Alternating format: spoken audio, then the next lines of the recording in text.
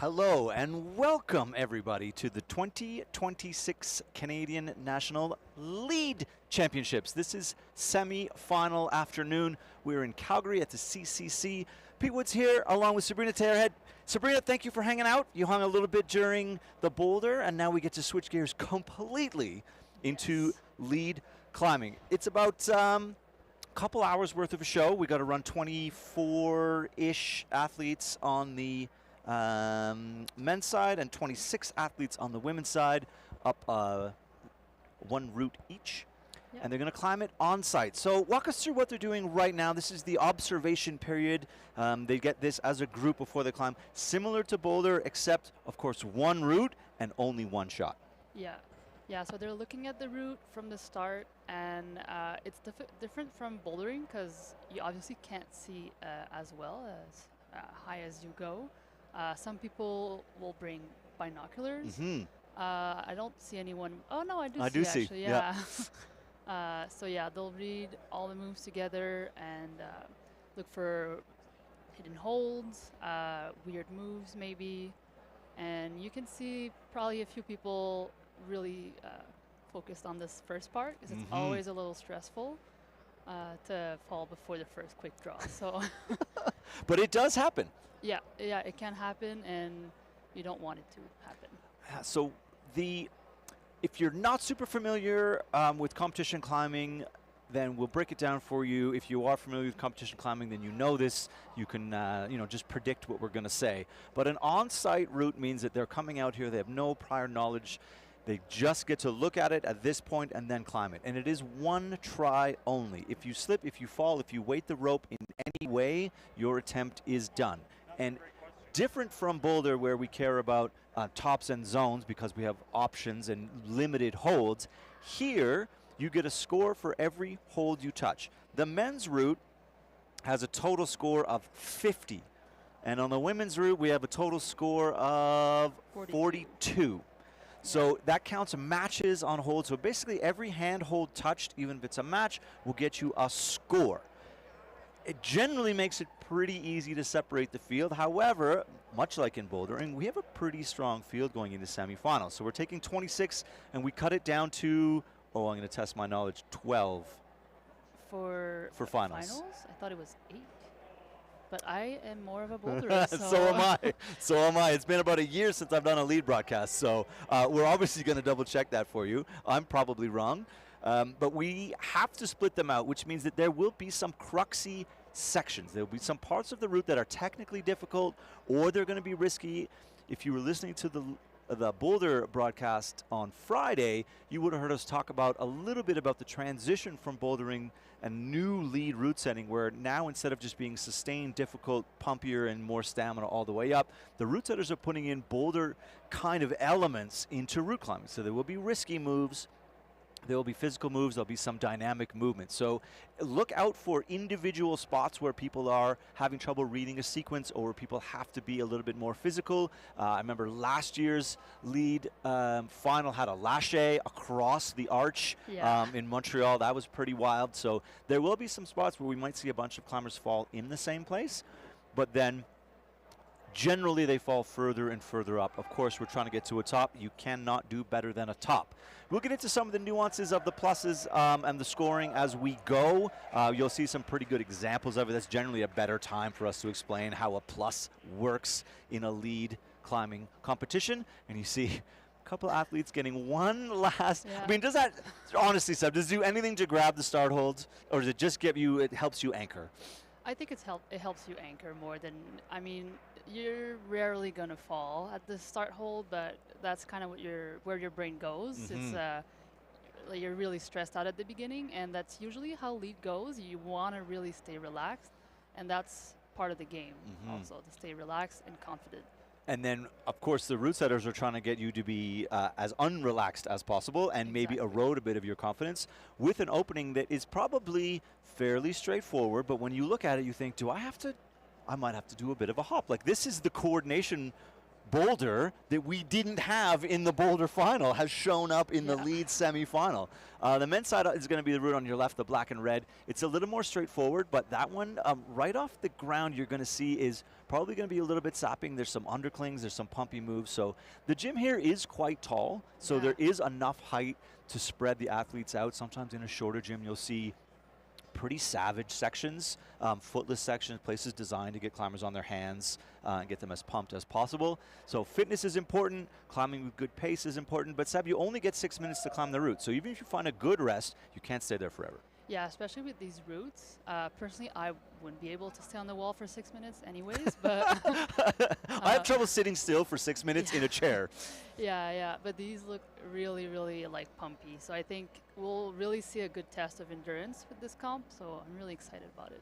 Yeah, I sort of looked through the routes a little bit. I mean, I have an idea of how I think they're going to climb. We're going to let the climbers sort of play it out for you, and then we'll add some insights as we go along. We are going to climb in pairs. So we're going to have one man and one woman climbing together. If one of them falls off, the next gender athlete, I believe, waits, and they always come out in their pairs. Okay. I didn't get that confirmed by the judges. Everyone's very busy running around. I was trying to get a few confirmations on the actual, how we're going to play the format. You know, at this level, we're allowed to mess around with those kinds of things. So we'll find out after the first pair what it's going to look like. But generally, they want the climbers to finish together. So if one route's climbing faster than another, then you're going to end up with basically just one group climbing for maybe the last 5 or 6 climbers. So I imagine that if one climber falls, we'll then focus on the other until their attempt is over. Yeah, that makes sense. I should say attempt is over more than falls. People will top the route, so Yeah, your attempt is over in only one of 2 ways. You either top the route or you fall off, or of course you might miss a clip. So lead climbing, we add in, of course, the element of clipping the quick draws. It is a lead event, but there are some very strict rules around that. Yeah, for sure, and you don't want to make those mistakes. So there are a couple things like you can't do. I think like the Z clip. I don't exactly know the rules if you if you're gonna get called down or not. They allow you to fix it. Okay. So I believe a judge will tell you that you've either back clipped or Z clipped, and you're able to correct it. Okay. I have seen, I think I was just watching a highlight from Kairakandia U.S. Nationals, which is actually happening on the same weekend. This is pretty rare, the U.S. and Canadian Nationals happen at the same time. So I hope you're watching our broadcast. Yeah. I think it's their boulder final. Woo-wee. Yeah. This is the lead semi. This is some real action. But I believe she was posting about having to reverse moves to fix clips. So as long as you don't weight the rope, I've seen Sean down climb to fix a clip before in past World Cups. So I believe that they will tell you. Yeah. But what you can't do is weight the rope at any time. But you also have to not climb past the ability to clip a quick draw. There was some insane drama at U.S. team trials 2 years ago. I've seen that. Half of the women climbed around an S with the intention kind of at the top of the S, if you imagine a backwards S, that they would be able to reach down and clip the missing quick draw. They all fell on the traverse portion, and it was determined the last place they should have clipped from, according to the judges and the route setters, and it just caused a massive, massive problem. So ideally, we don't set up scenarios in which there are options to climb around a quick draw and clip it at 2 or 3 different places. However, climbers are unpredictable, and when they get a bit panicky, which is what happens when you get pumped and your brain starts to go into fight mode, they sometimes just do dumb stuff. And you'll see them climb past just looking for points.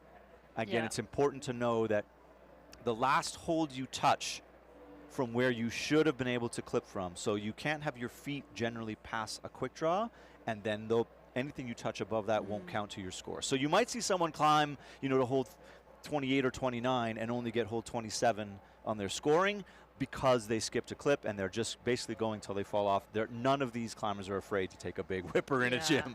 Yeah, I've actually seen a comp where a climber just topped the route, but I think it was because the continuing to climb seemed less scary than to fall, because they were so past the clip. The climber just said, you know what, I'm just going to top this, and then I'll clip the anchor. Clip the anchor. And then I'll have the lesser score, but it's fine. But I don't want to take the fall. And you can just Exactly. imagine the silence slowly Yes. settling over the gym. It's like, what is Yeah. happening? And yeah, maybe we can give a quick shout out to our belayers. Absolutely. It's also something that you will see. The belayers are going to catch a lot of falls, Yeah. and they're going to catch a lot of falls from climbers doing risky things and sometimes ill-advised things. So the don't try this at home Yes. banner should appear at the bottom of this broadcast. Don't do silly things in a climbing gym. The belayers are experienced. They practice quite hard. They're well trained. They are trying to give them a soft catch. Yeah. So you will see some bigger falls because they don't want to shock load anybody. If you're around lead climbing for any length of time, you know that you want to take soft lead falls. But at the same time, you can't have anybody hitting the ground. And I've seen some ridiculously good catches. I've seen some toe tap ground falls at lead national events just from climbers airing it out at the fourth clip and trying to do something ridiculous. And the belayers, you just see them start to buckle down. Yeah. Yeah, and it's I've belayed actually at a Pana. I don't know where I got that idea that would That be would be a fun thing to do. Yeah. It's a terrible idea. It was so stressful, very very stressful, and I was scared to like not do my job well for the athletes. You know, you don't want to injure them. But yeah, we did have like a good training and everything, but yeah, so stressful. I belayed back when I coached. I belayed youth nationals, Okay. and I think at youth A they flipped over to lead. So they top roped C and D, and then youth B and A, and the juniors all climbed lead. And at 14 and 15, they're even more unhinged than they are at senior nationals. And the number of massive, like I think I caught children rather than trying to catch them on the rope just because they were doing ridiculous things between the second and third quick draw, like just crazy stuff. And of course the gyms were much shorter then, so the route setters were trying to pack in a lot of effort. And it is. I also though encourage you to volunteer at a local comp. Belayers are always really really hard to come by. People love judging. They love like running food around. They love like being around the athletes. But it's a lot harder to find people who want to belay for an event. So by all means, if you think you're a good belayer, reach out to your gym at your next lead comp and be like, hey, yeah, sure, I'll take a turn out there. Yeah. now that we've officially scared you off of the idea, we're encouraging you to go and do it. So please. But see, we're talking about our experiences, so obviously it still marked us in some way. For me, it's always something I am going to keep in my head that I did that I thought, oh, it's pretty nice. I did that. Absolutely it is. And especially if you know you're good at the thing. So if you're a good belayer, then you know that you can take a spot and maybe hope that some climber is going to take a little bit of extra oomph because they have confidence in you catching them. So ideally, you want them to believe that if they do something silly, they're still not going to hit the ground. Yeah. You also have the head belayer usually that's there to help you, and you can always try to maybe belay in a top rope comp first, just to see how it goes. Just to see if you like how the it. feeling, how it goes for you, what it's like. Lots of options. I know that you're just watching a couple of volunteers try and figure out what they think the sequence is going to be while you listen to us yammer on, but we wanted to get in before the first climbers came out. I wanted to show you a little bit of the preview. I do think that was actually Sean McCall and Jay Hollowatch with the binoculars. Oh, so okay, Sean bringing his experience in. And the interesting thing, as you alluded to and we'll get back to, is that you can see about the first third of the route really well. Yeah. And after that, you're looking for hold shapes you recognize, and then you're hoping they're not blocked.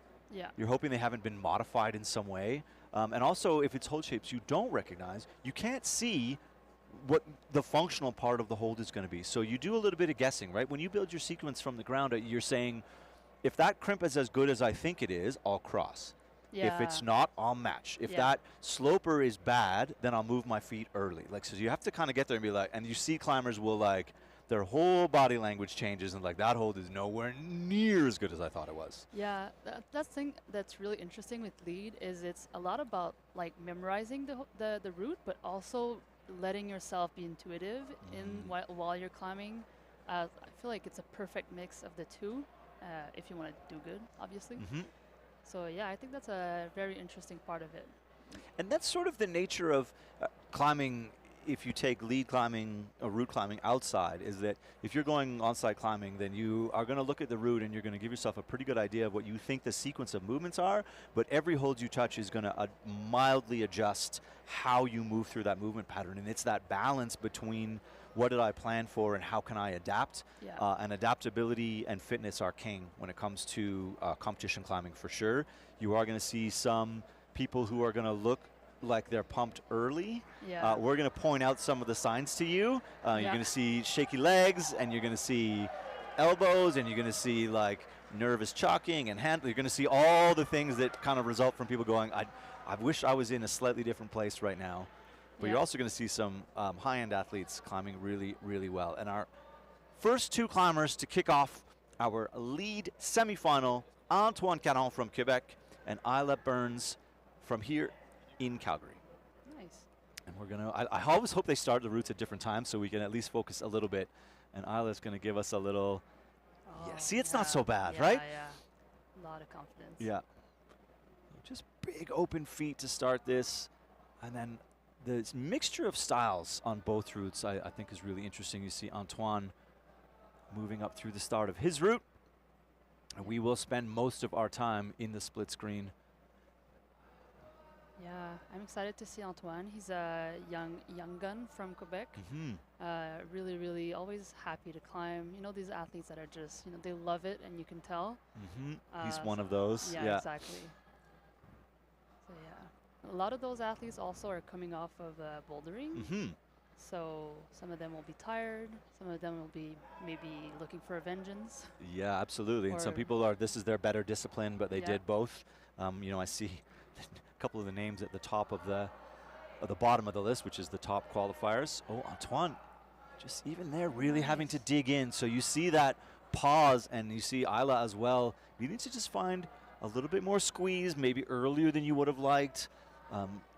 Good competition routes are going to make your feet insecure, and then you're going to squeeze a little harder. And Antoine getting stretched out. Oh, that's burly. I like this though. Yeah. I like this. And Isla through the slopers. That's going to be a tricky spot. Yeah, these holes are pretty bad. If you know them, they're not amazing. Oh, nice knee bar there from Antoine. Yeah, he's one of the taller climbers. So, and they do look for that. They're going to be hunting clever rests. They're going to be hunting sneaky things they think the route setters haven't thought of. Isla goes really big on the rose move. It's about a half a rose move, but I think she was a little bit pumped, and you saw her kind of shoulders open up there. Yeah. Antoine's looking pretty calm. He is looking pretty calm. Couple of small crimps to clip from. That's also something to watch for. The setters will kind of make you get on your fingers. Most of the clipping positions are going to be good, but not what you would call comfortable. Yeah, especially a wall like this, you're completely upside down, so it can get awkward to clip. Yeah. Can get really hard to figure out where you are in space. He's doing well here, though. Quite a lot of foot movement through these sections, and now getting into some really small crimps. Yeah, and he's moving with confidence, I find, which is really great. No, not a lot of hesitation. Yeah. Oh my goodness. Now he's got to find a way to clip this draw at his elbow, and you saw that immediate decision to go one more. Yeah. Good climbing. Yeah. Absolutely good climbing. You can follow along at home. The cec.results.info page is going to give you a pretty up-to-the-minute result. And we're, as we get into the middle of the field, we're going to start keeping score of what hold they land on, and we'll kind of keep you updated. But that's pretty good climbing. Just to give you an idea, I'm holding the men's route list. Antoine was in and about hold 26. Okay. 28. So that's about just under half of the route, given the number of holds. And then for the girls, it was, I think, 18? Yeah, through the rose section. Yeah. I think that's going to be maybe a spot that makes people second guess, and the longer you pause on the slopers leading into it is going to make you think, oh my goodness, am I doing the right thing? Even if you're pausing in the middle of the move, that's like the worst position. You really want to commit and then turn all around your shoulder so that you get into that good position. All right, so we have Peter Noonan and Mavis Mahalati Mavis, I mean, she was out and ready to climb, so maybe that's, I mean, they are climbing together, but she was ready to go earlier, so that might have just been a little miscommunication with the athlete runners. Mm.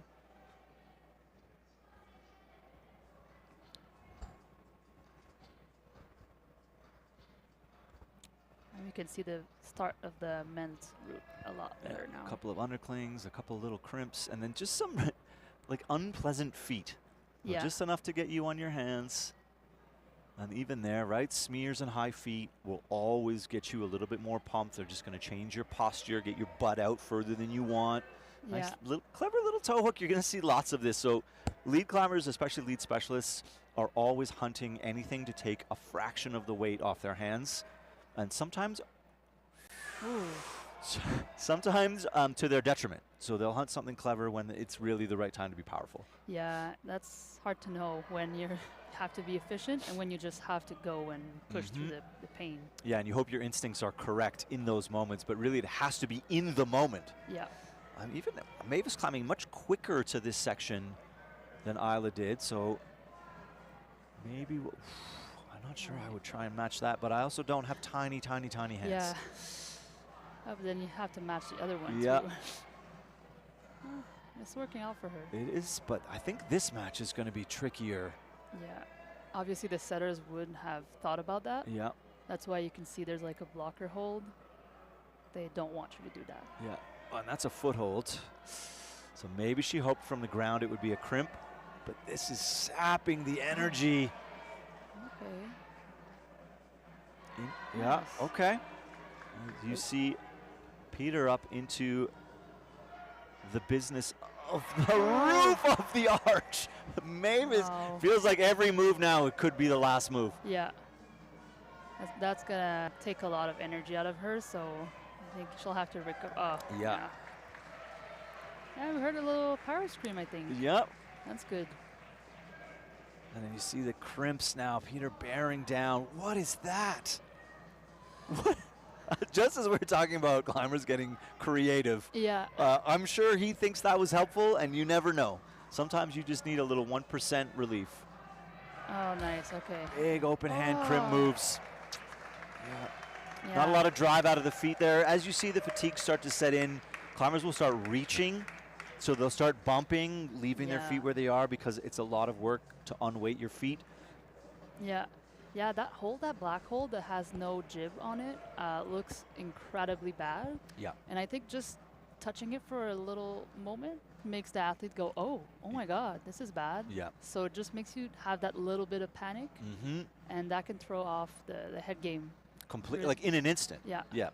And it is that you have a plan, and you're like, I'll just grab this sloper real nice, and then you don't, and then that feeling, and if you climbed for any length of time where you grab something and then you realize that you have to squeeze more, you're like, oh, I'll go to that with 70 or 80% of effort, and then you go Yeah. like, you ratchet up to 90, and you're like, I only had 80 left in the tanks. Like, so you can really deplete that power reserve or that stamina reserve very, very quickly, and that's why you see climbers look like they're like, oh my goodness, they might top this route, and then they fall one hold later.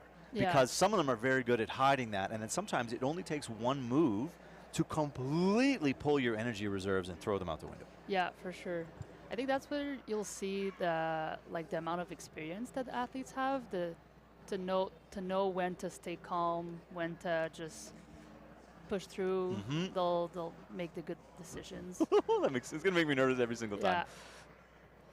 You see Yuxi Lee from Alberta moving through. Some of the younger climbers, I think some athletes that have just come out of youth that we didn't see in bouldering, some of the lead specialists. Yeah, we're seeing a lot of youth athletes at senior nationals now. I don't know if it was like that before, but It was less so. okay. I believe it was less so. And I mean, there's so many, the youth teams are so well developed now Yeah. that you're getting a lot of athletes who are really getting comfortable with the sport earlier, I think just from really good coaching and really good team environments. Yeah. This is Matthew. Matt yeah. Rodriguez, fresh off of his bouldering title. Yeah. Yeah, I don't know how much he loves lead. I honestly think he's just here. And he's like, I might as well climb with my Yeah. friends for one more day. Yeah, yeah. But I feel like he's such a competitor. He might be a little like not happy, obviously, with the ranking that he had in qualifiers. So Mhm. maybe we'll see a little bit more of a angry Matt Yeah, on the I wall. like nice little double clip there. I don't mind that. But this move, what is he? Yeah, Oh. God, that's going to be really tricky, I think. You're looking at somebody with power to spare, having to like think twice about a move. Yeah. We have to think he also did like 3 rounds of bouldering Yeah, and 2 the qualifiers. emotional, Yeah, like ups and downs of like being stressed out and then winning. Yeah, one rest day won't really do enough, I think. no, and you know they had pastries today, and Yeah. too much bread. You know, like you know they did. I actually brought them cookies yesterday. So you're part of the problem for Yeah. sure. I thought it would be healing. Yeah, it is. It's healing for the soul. Yeah. Absolutely. But, I mean, I do expect him to climb well through here. It's just going to be about stamina at this point. As Yeah. you see committing to the rows, Nice. and then that just a little bit of a relaxed body position coming out. Yeah, hips are super open, so she's staying really close to the wall, which will take some weight off of her hands. Mm-hmm. And then even here you see, like, climbers are looking around for footholds they know aren't there, just to hope to change their body position. Matt, still look, I'm not going to say, ooh, a that slip was from good. Yuxi, Yeah. but Matt looking good. Not fresh per se, but making every move, you know, very definitively.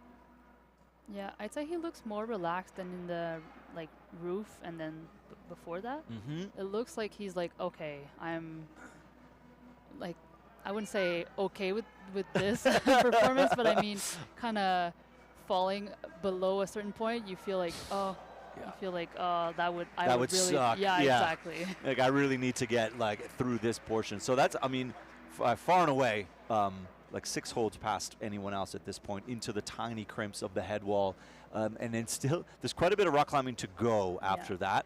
And you could just see him, he grabbed that crimp, and there was nothing left. But good climbing from Matt. Yeah. We'll see if it's enough in about an hour and a half. Yeah, still a lot of people to go. It so. is.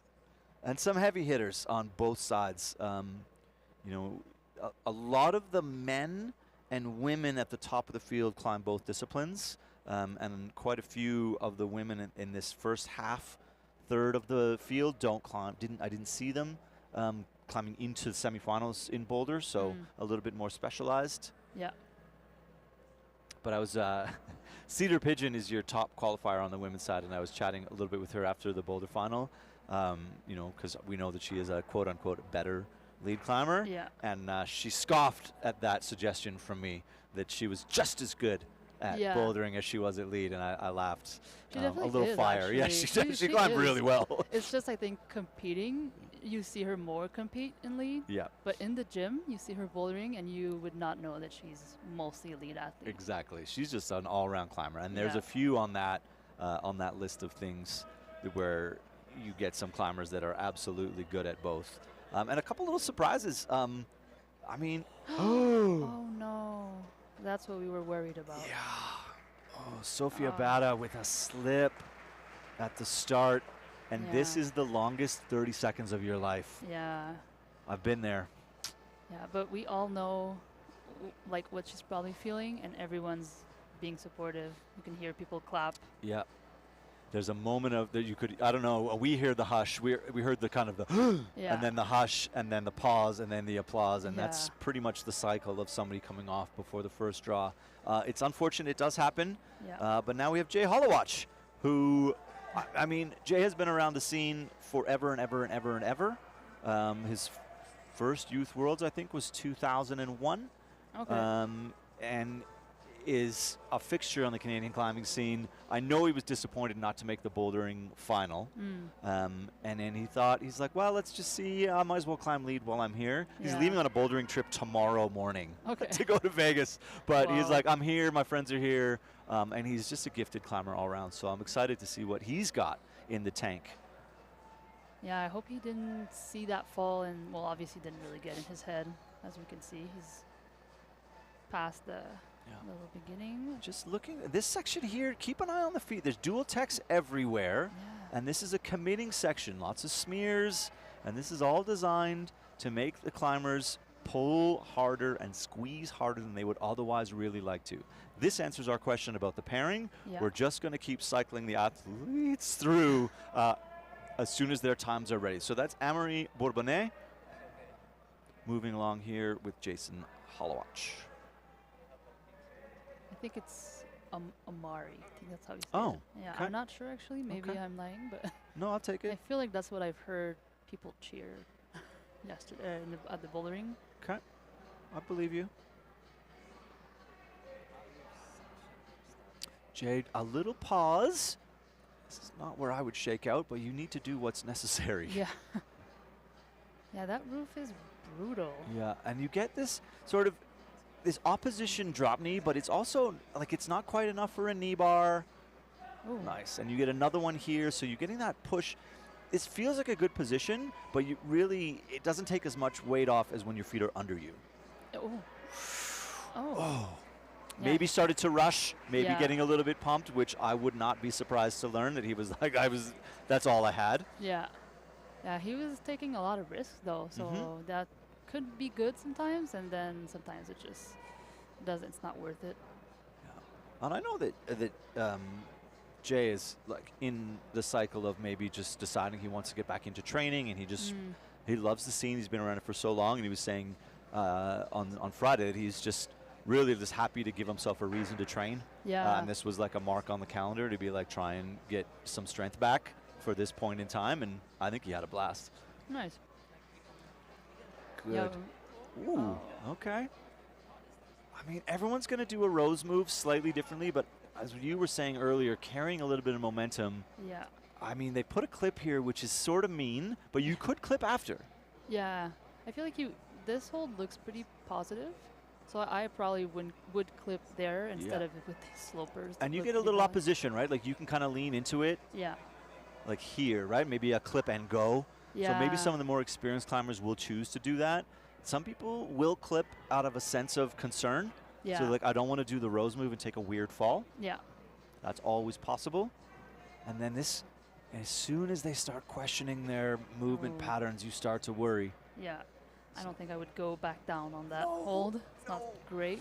Yeah, I'm a little micro shakes. Sometimes those little wrist flicks are enough to get you one more move. Yes, Nice. and here it does go. And then this section now, quite crimpy. Yeah, I think she might have been trying to avoid something with her heel hook. Mm-hmm. Because you can see she has some tape. Yep. And I'm not sure if that's her. I've heard some climber was injured on her hamstring, I think. We had a lot of heel hooks in our bouldering round, Right. so pretty aggressive ones. So yeah. Nathaniel Smith now getting up into the business. One of our with his number half on, of course. Yeah, I'm waiting for the day where we'll have something better than bibs like this. I know, I right? feel like if you fall when you're bouldering, you always care that a pin is going to just stab you in the back. Just stab you in the back. It's so funny because I have also thought of that. Really? Yeah, I was like, why do we have pins? Yeah, it's not great, I but don't know that I want a safety pin that close. yeah, 4 of them. I think I occasionally see stickers, but then you have to have like, you have to wear the same jersey 4 times in a row Yeah. or like have 4 stickers. So we're not there yet. Yeah. We're not there yet. I remember the only World Cup I ever climbed in, we had like everyone wore the same, like the shirt from the event with a number on it. Yeah, Printed on it. That's the best. Yeah, and that was sort of pre everyone having to be Ooh. from their country. And this is that little stacked. Was it worth it? No. Was it cool? Yes.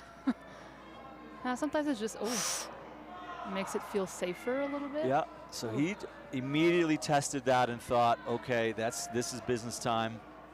Yeah. Oh. Big scream. Yeah.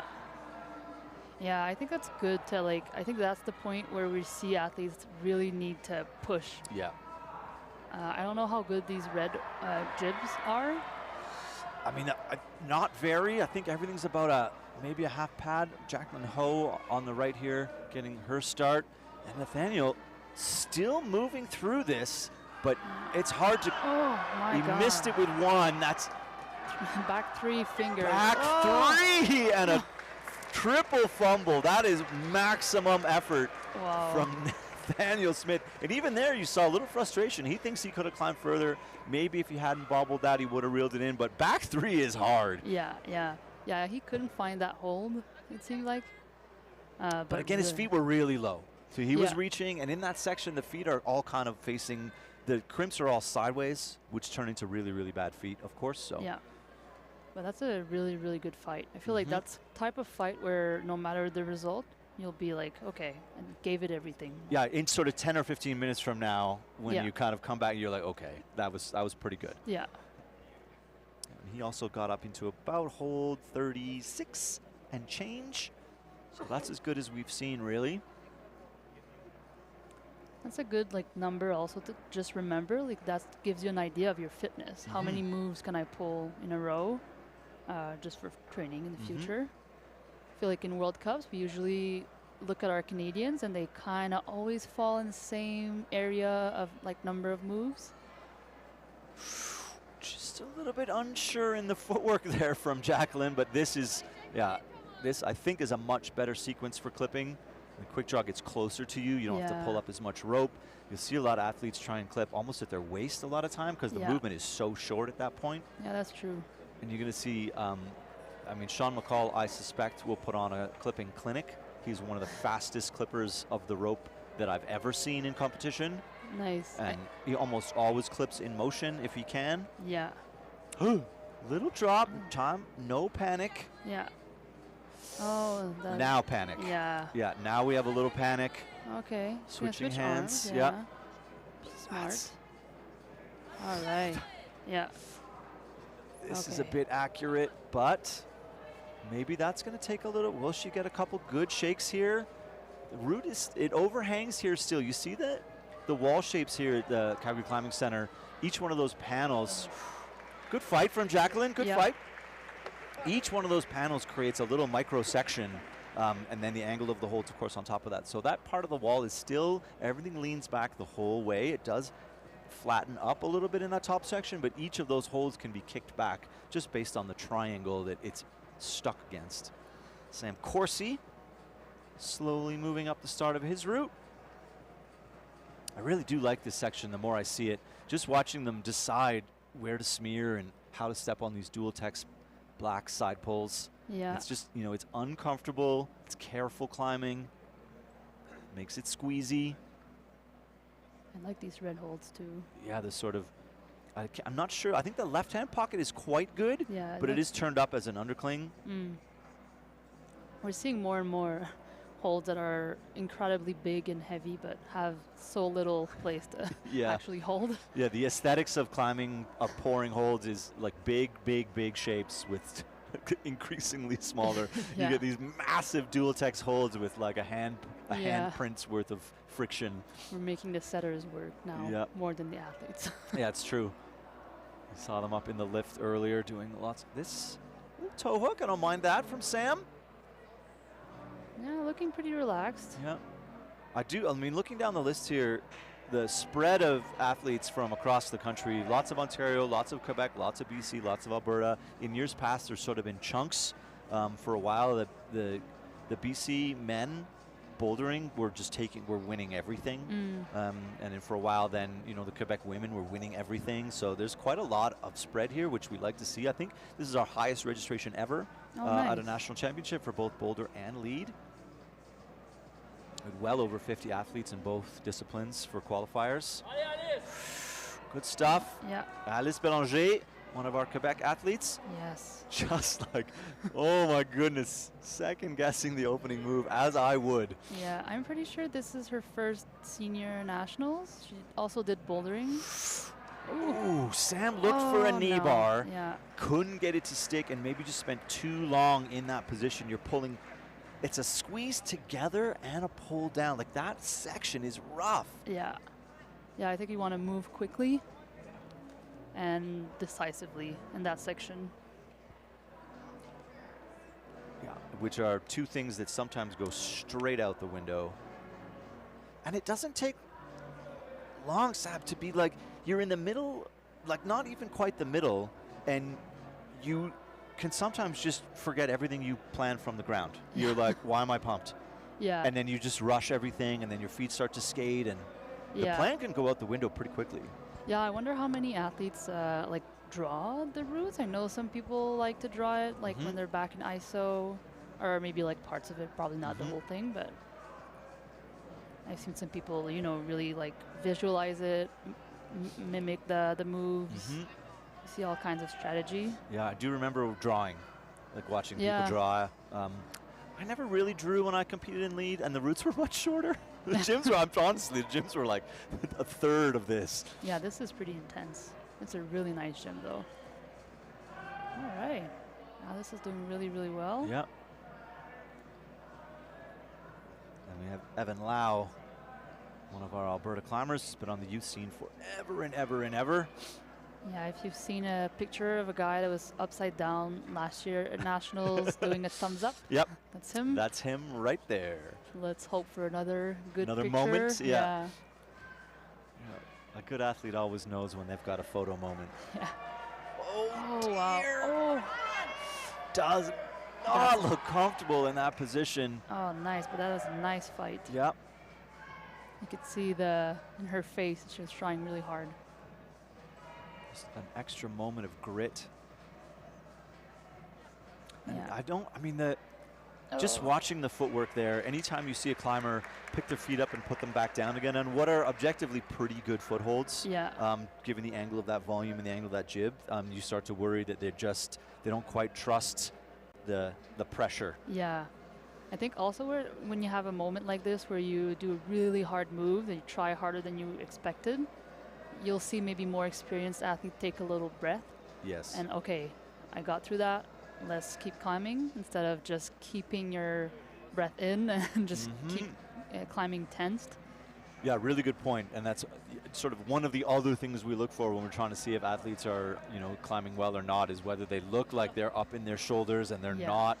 You can see like here, even like open a shoulder up, which helps you breathe a little more into your lungs. There's lots of little tells about how to stay relaxed, and really good experienced lead climbers. Why not? Yeah. Will find positions to relax in. Yeah, I think it's okay to like try hard and do powerful moves, but you need to at some point breathe out and then go back into the flow. And the routes will kind of do that for you. It'll push you and then give you a moment, and then push you and give you a moment. Yeah. It's like a little ebb and Oh, I feel like he missed. Yeah, because he looked comfortable, but maybe it's just a pump that we couldn't see. Yep. Yeah. And the other side of finding lots of, like you saw him kind of with a toe and a heel and a toe and a heel and a toe and a heel, is that it makes you climb much slower through that section because you have to find the heel, set the heel, trust the heel, make the move, release the heel. Whereas some other climbers, you're just going to go, I'm just going to push, and be a move ahead in 10 or 15 seconds less time. Yeah, that makes sense. Yeah, and everyone is, all climbers treat that kind of thing differently. You see Amanda Sherwin embarking up the start of this route. And when I coach athletes, I try and remind them that they don't have an infinite amount of power or stamina, and that every hold you grab has a little clock. And, you can't just be like, I can spend 25 seconds on every hold. You have to know that when you grab this hold that you need to get out of it quickly, or it's just going to take away more energy than it's worth to try and get into a perfect position or get into a place where you're so comfortable that you think, oh, I'm very happy now. Sometimes you have to move in and out of uncomfortable positions just to preserve that stamina and be more efficient. So you will see some climbers do things that look more risky or look more powerful, but overall they are more efficient. Man, I don't love that clipping position, but it's high on their hand, but the heel looks good. Yeah. Yeah, we'll see if that, we'll see a couple athletes with some tape, especially after bouldering. Yep. Trying to put their bits back together, or Yeah. at least hold them on from falling off more. Yeah. Yeah. I really like that everyone's foot decision through that section. No one likes the slopers, and then they realize that the feet are either too low or too high. Yeah. I like watching that thought process. I'm sure we're going to see that a bunch more times. Dylan Talaco starting off on the left side. A good look at the men's start. Just undercling, crimp, undercling. Ugh. Yeah, and now she's opting to match as well. I think the more you think about it, the worse that decision gets. Yes, and now it's maybe too late, right? Yeah, yeah. And the wall is, this is probably the steepest part of the route for the women. And now stretched out. Oh my goodness, Amanda. Yeah. No. Yeah, kind of got caught into a sequence that was always going to be tricky to get out of, but she committed to it. Yeah. And maybe couldn't reverse it. Yeah, yeah.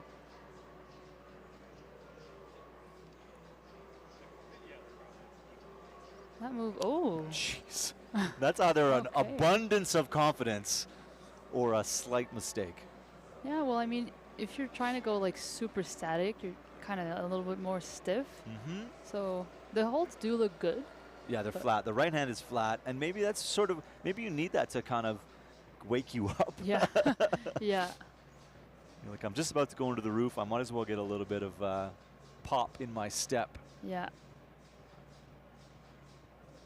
Nice, nice picture opportunity here, I feel. And you're looking out, breathing. Yeah. Big breath out there. This is I like this look here. Sort of you see what they're dealing with in terms of finding where they need to be in space. Yeah. Yeah, it's a good thing to take a big rest before the big roof. Mm-hmm. You don't want to rest too much in that big roof. Ooh. Jeez Louise. Yeah, that was Georgia a- Blooms making everybody hold their breath for just a second longer than maybe they needed to. Yeah, that was a confident Confident Veda. hop. Yeah, it was. It was. I like this. The sort of the double drop knee seems to be the best way to get through there. I think Evan's heel hook was maybe a bit extra. So, but Yeah. Dylan fighting Yeah. fighting a little bit with that crimp. Oh my goodness. Take a second. Couple micro shakes. Yeah. And you saw that left hand sliding every time you tried to reset it. That's a bad hold to come out of the roof sequence too. It's blocked. Yeah. And it's sort of pulling down, but your foot is pushing you across. Like you have to hold like that. I say anti-compression, but you're pushing out with your feet and pushing out with your hands in that Yeah. Gaston position. Yeah. Really sapping like through your core. Yeah, yeah, for sure. Yeah, he looked like he was getting uncomfortable and frazzled a little bit.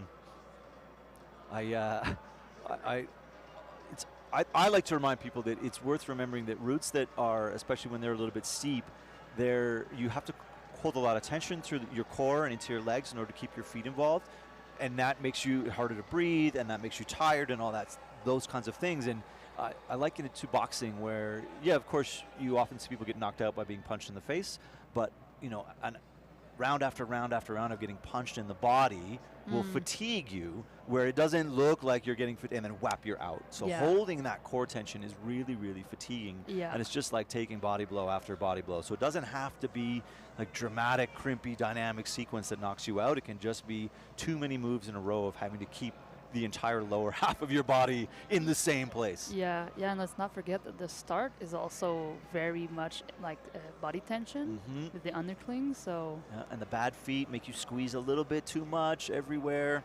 Good Yeah. route setting is a good way to find different. I mean, she's obviously climbing confidently, but every time they lean out, you're like, are you in control or not in control? Yeah, I feel like a rose move is usually like you cross and then you pull out All to the way another. through, yeah. But now there's like kind of no hold waiting for you, so you just kind of have to unfold with nothing, Yeah, which I think maybe is what is making them hesitate a little bit. yeah, I agree. Ooh, Ooh, good grief. yeah. Good catch from Georgia, but look at that elbow. Yeah, readjusting a couple times. Oh, gets one more crimp. Can she get into a little drop knee here, maybe? Oh, Get that right foot up. that's a Oh. good strategy. Try to Couple Calm back shakes. down. Yeah. Find But- the crimp, the better crimp. I don't think there is one. No, I think. Yeah, you're right. She doesn't like it and doesn't like the clip, but these are points. Oh, Yeah. yeah. So that's, I think, a good example of a plus. So every time she grabbed that higher crimp, she's not getting the points for it, or she's getting the points to touch it. Yeah. But as soon as she left to the undercling, that's a plus on the hold that she was on. Yeah. So you're going to see that in the scoring. You have to make a move towards the next hold, but in the direction. You can't just sort of jump blindly. Yeah. And you have to be going towards the next hold, and then you can have a plus on the hold that you were leaving. And that's a good way for us to break up ties. Mm-hmm. For sure. It's sort of the only way when you're on similar holds. That's, you know, how we break up those bottleneck ties. So that's about as good as we've seen on the women's side, is that height section coming through those crimps into that undercling. And then the men, we've seen a little bit of everything, as we see Mathieu Bonneville calmly cutting his feet. I think I saw him stick his tongue out there. And they're all hunting this knee bar. So you can tell that from the ground they were thinking, I wonder if I can get a knee bar in there. Yeah. It's just too far.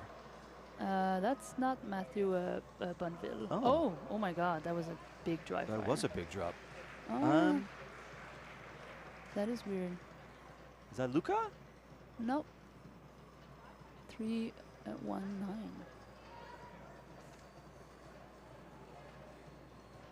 Oh, that's Nate, I think. Yeah. So I'm behind by 1. My bad. That was Nate Corsi. I just know because Matthew has like really long hair. Well spotted. Well spotted. Sophia Smale? Smale? Is it French? I think it's Smale. Smale, yeah. I think we'll all have a hard time knowing how it's pronounced. I always want to give anyone from the eastern half of the country French names. Yeah. No matter what. Yeah. Well, she has her knee taped up. Yeah. Hoping it's a scratch and not Not injury. An injury. A little back flag, inside flag. Some good climbing. Yeah, it's just confident movement. Yeah. Pushing and pulling well between the holds. Yeah. That's another one of our young guns that's been doing really well. She had her first IFSC event this year. She went to Pan Am's, Colombia. Nice. That's a good experience moment. Yeah. Yeah. I think she only did bouldering, but I'm not 100% sure. I see now. Yeah. Mathieu, very recognizable. Yeah. Fair point. My apologies to Nate that we had you wrong in order. I just got ahead of myself. Okay. Just taking an extra second to think about this here. I guess if you don't mind the crimps, you're okay to wait. Oh, nice. Yeah. Super precise. Good. I like that. So that's sort of really more what you expect out of a Rose move, is a continuation, and she did kind of that little false match to get through. Good stuff there. Yeah, she's climbing really well. Ooh.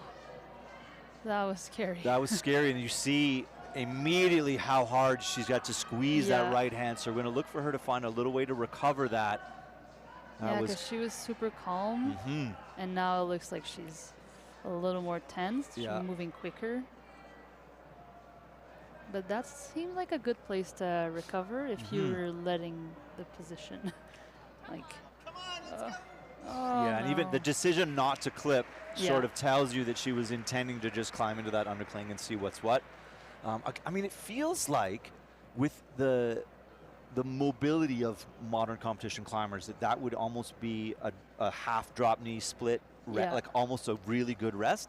But I think the angle of the holds and where the dual text doesn't allow them to really push on that right foot very hard. Because no one looks like they're getting a real rest there. And that second crimp, obviously, terrible. Yeah. Yeah, I think you kind of need to force the position to like actually take the rest. And maybe just the no text is just not inviting. Too disconcerting. Yeah, not inviting is the perfect expression. It's like, no thank you. Yeah. I think there's a little jib though on the... There's a jib on the left foot. Okay, yeah. But it's also, I mean, even a jib on dual text is still like, you feel insecure. Yeah. Mathieu is moving fairly carefully here, and dealing with a foot cut. I mean, I think he knew he was going to have to kick his feet anyway. He's committing well to all his decisions, which is good. And I love just that left, right, left swing is where the pump starts to kick in here for the men. You can tell how steep the wall is from the hair. Yes, Oh, it's yeah, hair's chalk bag for sure, and then the hair is telling you. Yeah. That's good. Oh, that's a tough, that half bent clipping position is not a good time. Yeah. Sloper, her to scream. Can he get that right foot on? Yes. But yeah. not enough bite. That bump looks really hard. Yeah, it really does. All right. Brooke White on the right, Yes. Calgary local athlete. Oh. Okay. Who has read something different. Yeah. And that's now what's important here is to not let that get into your head. Yeah, yeah. So she thought she could maybe cut through. Okay. Yeah, I mean, these holes are so small, it's hard to tell if they're feet or crimps. Yeah, and you think, I'm pretty good at crimping things. I'll just go crimp that. Yeah. And that gives you just a little rush of adrenaline. You're like, oh, Oh, no. that's a foothold. Yeah, that's not. Now I have to reshape my plan. And then you have to calm down. Yeah. And remember, the rest of your plan is still intact. Yeah, yeah. Yeah, also like a part of competing is being like alone on the wall in front of a crowd. And when you make a decision that you think, oh, maybe that's stupid what I just did, it can really get in your head. Yeah, if you're thinking that you're like, oh my goodness, everyone just watched me do that. Now they think I'm an idiot, Yeah, right? yeah. And they're expecting me to fall. Yeah. Yeah. Kind of need to reel that back in, and Yeah. you know, you're an athlete. Yeah, Brooke's been competing for quite a long time, Yeah. and is experienced. But interestingly, I was talking. I obviously talk to the Alberta athletes more than the others for the most part. But a lot of athletes, sort of here, getting into their first senior nationals, are also dealing with training and university for the first time. Yeah. So university kind of timetables are very different, and they care a lot less about you going to a competition than maybe your high school who's been watching you do it for a while. They're proud of you. Yeah. The university is like, okay, number 11773. No, you can't have Thursday off. Yeah. Yeah. So dealing with the pressures of first year university can make it hard to stay in shape. Brooke dealing well with that move. Yeah. Yeah, she looks like she got more relaxed after that mistake. Doesn't seem to bother her that much. And there's Luca for the men. Also a bit recognizable with his like shape. Yeah, and he's a tall climber. Yeah. Yeah, which is, I think sometimes being a bit taller is an advantage in lead. It's often, I think, now we think it's a bit of a disadvantage in bouldering. We create a lot of small box power positions. But lead climbing, you can often just sort of use a foothold a little bit longer. Yeah. Here he'll be less happy. This is a small box. Yeah. But I think into good stuff. So this is high point right now for the women. Brooke White getting to the undercling and beyond. If she can get through to this, I believe the next clipping position is going to be right foot high. Bump into that crimp. Good stuff. Good climbing. Nice to see a high point in and about the middle of the field. Yeah, you could tell that was like a decision moment. She had to decide, am I going to bump or am I going to match the middle one? And the bump should give her plus from the right hand rather than a match would have given her, just the hand she was already on. Yeah. And oh no, I think a match is a +2. If you're grabbing hold and then you go to match it, you get a plus because you're moving to it from it. Oh, okay. I don't love that. Okay, gets it back together. Yeah, he's a very strong athlete, so I feel like the steep wall won't get to him that much. But sometimes when you're very strong in the arms, you're a little less strong in the fingers. So we'll see if that's the case. Interesting on these perspective. crimps. Yeah, I don't love this as a rest position, but obviously you take what you need when you need it. So Luca knows he's coming into the hardest part of the route. Yeah. Oh, just no. a dry fire. Yeah, yeah. And I mean, a lot of that, if you look, right, his feet are all the way to the right still. You know, the feet aren't under you. It's a bit of a side pull. You're trying to pull across, but you're pulling down on a side. It's good route setting because it's making you uncomfortable. You're like, well, I wish I wasn't in this position. Yeah. Sacha Duchesne, who is definitely, that's a French name, even though she's from British Columbia, but that is a French name, so it's going to be French. She's taking her time to reread the route. At this point, these athletes have a little more time between the observation and the climbing. Yeah, good point. They've been about an hour now. They've been hanging out by themselves back there. And, I mean, some athletes, if you know you're in the last quarter, you won't have warmed up fully. Right? Yeah. You're going to, like, be a bit sort of, you know, chauffé before you come out to preview. Yeah. But then you're going to start warming up in time to kind of go through your setup, to get pumped, to depump, and be ready to climb. And I do think warming up for lead is way harder than warming up for bouldering. Bouldering, you just want to get activated. Yeah. And you want to feel like you're snappy and powerful. Yeah. And lead, you have to find this perfect balance where you kind of want to be in like second or third try of the day, red point fitness, because you need to get the blood in and out a couple times. I mean, it's hard. Yeah, yeah. That's what I didn't like actually about lead, especially because I would fall pretty low. So I'd be like all this work, and then I'd get to like a couple quick draws, and it's done. Yeah. And it's only one route. It's only one route. You're like, I drove all this way. Yeah. I touched 11 holds. Yeah. Yeah. Yeah, you say drove, but it's usually flies. Yeah, at this point now you're flying. That's right. Yeah. Jack Vanderheed on the left, getting started. Even there, just like big breath out at the start of that route. Yeah. Very uncomfortable beginnings for both of the routes. Yeah. Show with just that little heel. We've seen a few of the climbers take. Yeah, the more we'll get through the field, the more I feel like relaxed the athletes will be. Yeah, this is interesting. So leaving the right foot in what we would have said was sort of the left foot position. Yeah. And maybe, I mean, this almost sets up like, yeah, a little cut and go. Okay. Obviously a little bit of, you know, when you have the power, you make decisions that sort of show you that you have some power. Oh, yeah, that was maybe too much power. that maybe move, we're going to see. We're going to see. Yeah, we saw a couple of them flag their left foot on the volume, so they look like a little more stable. Yeah, exactly.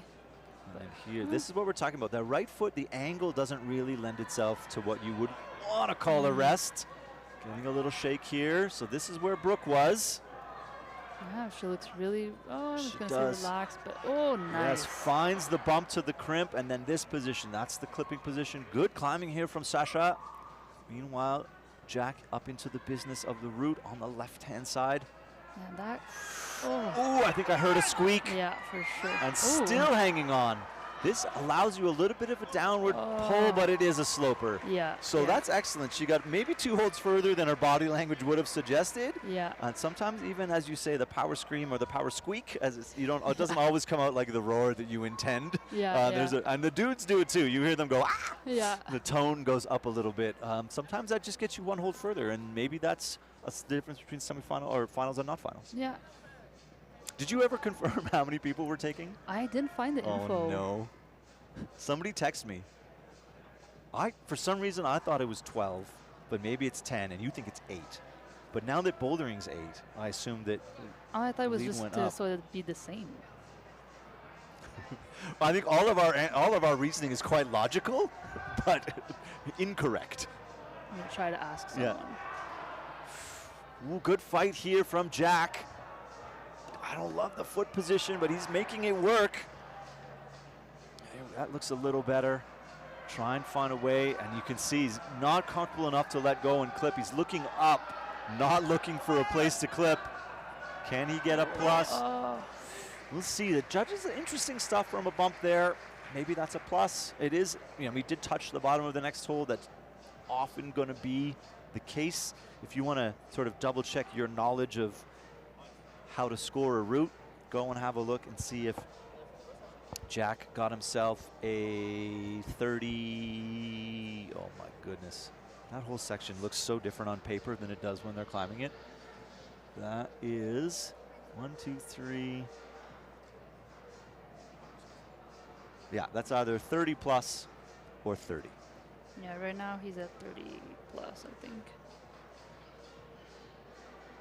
So that puts us just about in the middle of the field. So you said 25 men and 24 men and 26 women.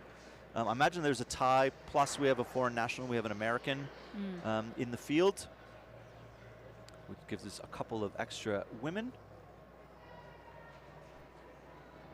Well, on the men's side, we're a little over halfway, and I mean, from this point out, it's just experienced national level climbers, one after another after another. Yeah. Yeah, and the bouldering round, the ranking changed quite a lot actually throughout like the qualifiers, semifinals, and finals. Like the order changed. So I'm interested to see if it's going to be the same for lead.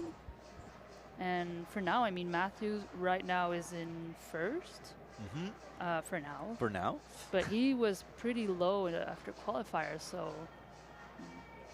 Yeah, he kind of climbed out of his. I imagine he qualified lower than we would have expected, and then climbed out of his position in semifinals. As we say, just because you come in 23rd place doesn't mean that's where you're going to end up. So people often, maybe he had a slip on one of his routes, maybe he just made a mistake. Yeah. As we watch Annabelle McDonald with heavily taped left shoulder. Don't love to see that. That's got to be something that maybe she picked up in the bouldering round. Yeah. Moving pretty well, moving comfortably. And she's climbing all three disciplines. Oh, also wow. a speed climber, I believe, if I'm remembering correctly. Yeah, I feel like we see a little less of those that do all three. A lot less. Yeah, because they're pretty different, but they all share a little bit, like some elements. Yeah. Ooh. That's, it's a good way to stabilize, but it's also just gonna spend a little more time on the left hand. No problem. Yeah, let's see. She does a little flag. Oh. Yeah, just not quite trusting the position here. There is a barn door in there that you need to be careful of. Yeah, especially when you're clipping. You don't want to feel like you're about to fall. Getting further and further away from the quick draw. And you have to be careful not to reset your balance, with your hand in a quick draw, right? You will get called off if you weight a carabiner too obviously. There's lots of clever ways. You'll see climbers who clip by dropping a finger in will definitely weight a draw harder than they need to, but often it's, it's not changing that much, but gives you some stability sometimes. But this, honestly said, it blows my mind. I can't thumb clip. This sort of reverse thumb thing that came after, I don't understand it. Yeah, I don't do that either. So she looks at that right foot. See the dropped heel? Yeah. That's adding a little bit better position and is getting a little bit more of what looks like a comfortable rest there. Yeah. But I love how bad this right hand crimp is. No one's happy about it. Oh. I don't love it that she fell there, but I love that it's in the sequence. They're like, those two crimps are going to be the same. I feel that's one of those moments from the ground. You're like, oh, a pair of crimps from the same hold set in the same shape. I bet you they're a matching pair. Yeah. And the top one is clearly significantly worse, but necessary. Yeah. Yeah, and also that undercurling is I'm pretty sure it's a sloper. It doesn't look great, and it's pretty high, so you really have to go up into your bicep, which is hard to do when you're already tired. I'm pretty sure we're in a brushing break now. I do see a route setter working their way up. So an excellent moment to shout out our setting team. Setting lead is fundamentally different than setting a boulder round. You've only got one shot to test these athletes in this moment. Of course, you have sections, right? You can set oh, this is going to be the bit that tests the power climbers. This is going to be the test the endurance climbers. But you have to create a route that flows, and they want it to climb nicely. It's not just a bunch of stuck together cruxes that aren't connected. That's not really what you want to do either. If you can create some flow, then athletes are going to want to climb the route better. So it's quite hard to set for lead, and semis and finals is one try. At least in bouldering, you're like, we got one boulder that we take a risk on. Yeah. You're like, yeah, that's the boulder maybe everyone does, or maybe that's the boulder no one does. Yeah. And here you're like, if we have a bottleneck, that's the only thing people talk about. And it does bother me that everyone sort of focuses on, the too many bottlenecks. It's like, well, I don't know, be better at your job as a climber, right? Get through the hard part of the route. But we do have to create movement that is inviting enough to get people about halfway up the wall so that it's entertaining. You can't have everyone falling between the second and third quick draw. But then you invite people getting into falling in the last quarter, the last third, and it looks like everyone's almost getting to the top. So I think that it's incredibly difficult to set a lead round. And so far, you obviously see the punchy sections, but now we've seen two of the women climb through that. And you've seen some of the men get through this section here that now you see them brushing. So they're obviously doable. Yeah. You just got to do well, and a lot of it comes down to how well did you climb the first half of the route. Yeah, it's also like a very big group. We're going down to, we still don't know exactly how many athletes, but quite a smaller group. A smaller number. Exactly. We're going from a large number to a smaller number. Exactly. So yeah, obviously it's important that the routes are hard, so that we get the smaller group for finals. If the route is too easy, then yeah, we need that separation. I just asked one of the judges who also used the word think. Yeah. I think it's 8.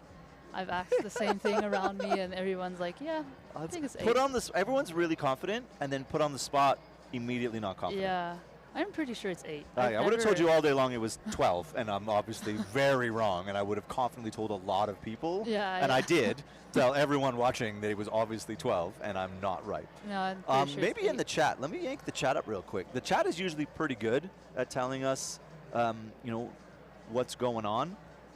And often I have put lots of shout outs in the past to be like, hey, if you actually have the answer to this, text me. And people, the history buffs will text results back. Lots of fun things will happen when you ask the crowd. Let's see if there's something in the chat. Oh, I got to wait for an ad to load. Oh, perfect. Yeah. And then on top of that, we make the route setters brush. Yeah. P.S. We don't just send a random volunteer up, because they are also very good at going like aid climbing through a lead route. Yeah. Yeah, definitely very, very hard job. And it's interesting because so the head setter is Fred Charon, and he's mostly a bouldering setter, but he set a lot of lead comps. Yes. And even we've been chatting. I've known Fred forever and ever and ever. He's a good friend of mine. We've been trying to find a time to hang out. And he's like, I'm so gassed. My body is like, can't really take it anymore, but I love it so much that I don't want to stop. Yeah. And I love that that's really like, that's the attitude and the ethos of it. Yeah, Jen Champagne saying, I'm also pretty sure it's 8. So I think that's 2 maybes at 8 is a lot better than I have no idea 12. So we're going to say 8, and then we're just going to find out. So after the brushing break, Olivier Turgeon, one of our Quebec climbers, one of our Quebec climbers, making some hard stop. Even there, you have a belayer has to decide if you actually just need to let someone land on the ground. Yeah. Like, that's a weird moment for a belayer at the first draw. Like, you're just going to land on your feet. Yeah. Yeah, I've actually, my first lead comp, I just saw someone fall straight, like face planted from they didn't clip the first draw. And right after that, they put a little mat. And I was like, that was my first. Your first, you're like, that was your introduction to lead climbing. It was like, yeah, you might die. Yeah, I was like, oh, okay. They mean it. But then also it was like, well, the worst that could happen just already happened. So, I mean, if it happens to me, it's just going to be the same. Another one. Another of the worst. Yeah, that's great perspective. I love your rationalization of that. Yeah. Yeah, that's good. So I did not see Olivier in the bouldering round. I didn't look through the qualifying results that deeply. Yeah, he was there, I think, but only qualifiers. Only qualifiers. Yeah. I mean, a lot of them, he's also a youth athlete, and yeah, first senior nationals can definitely be stressful, and it's such a stacked field that really hard to even just make semis. Yeah, and you can't sort of look at the people you know are strong, right? You can't see, you go Maxim, right? TJ, Kinder, the McNamee, Sean McCall in the start list and go, oh my goodness, those are the people I'm up against. Yeah. But if you want to be the best, you got to beat the best. That's always the case. Yeah, I think you kind of just have to show up and try to have your best climbing instead of trying to beat other people. Agreed. Show up and show out. It's the same. It's you against the route. Yeah. And you want everyone else to, climb as well as they can. I do prefer this foot position for that move. We've seen a lot of low feet. Yeah, almost missed that crimp, but oh. Foot blow. I mean, you see this, the angle of that foot. He's unable to push down, but gets a sneaky heel. Yeah. I don't think we've seen that. That's a hip mobility moment somebody's coach and physio are very happy about. That! Olivier Turgeon fighting through this section.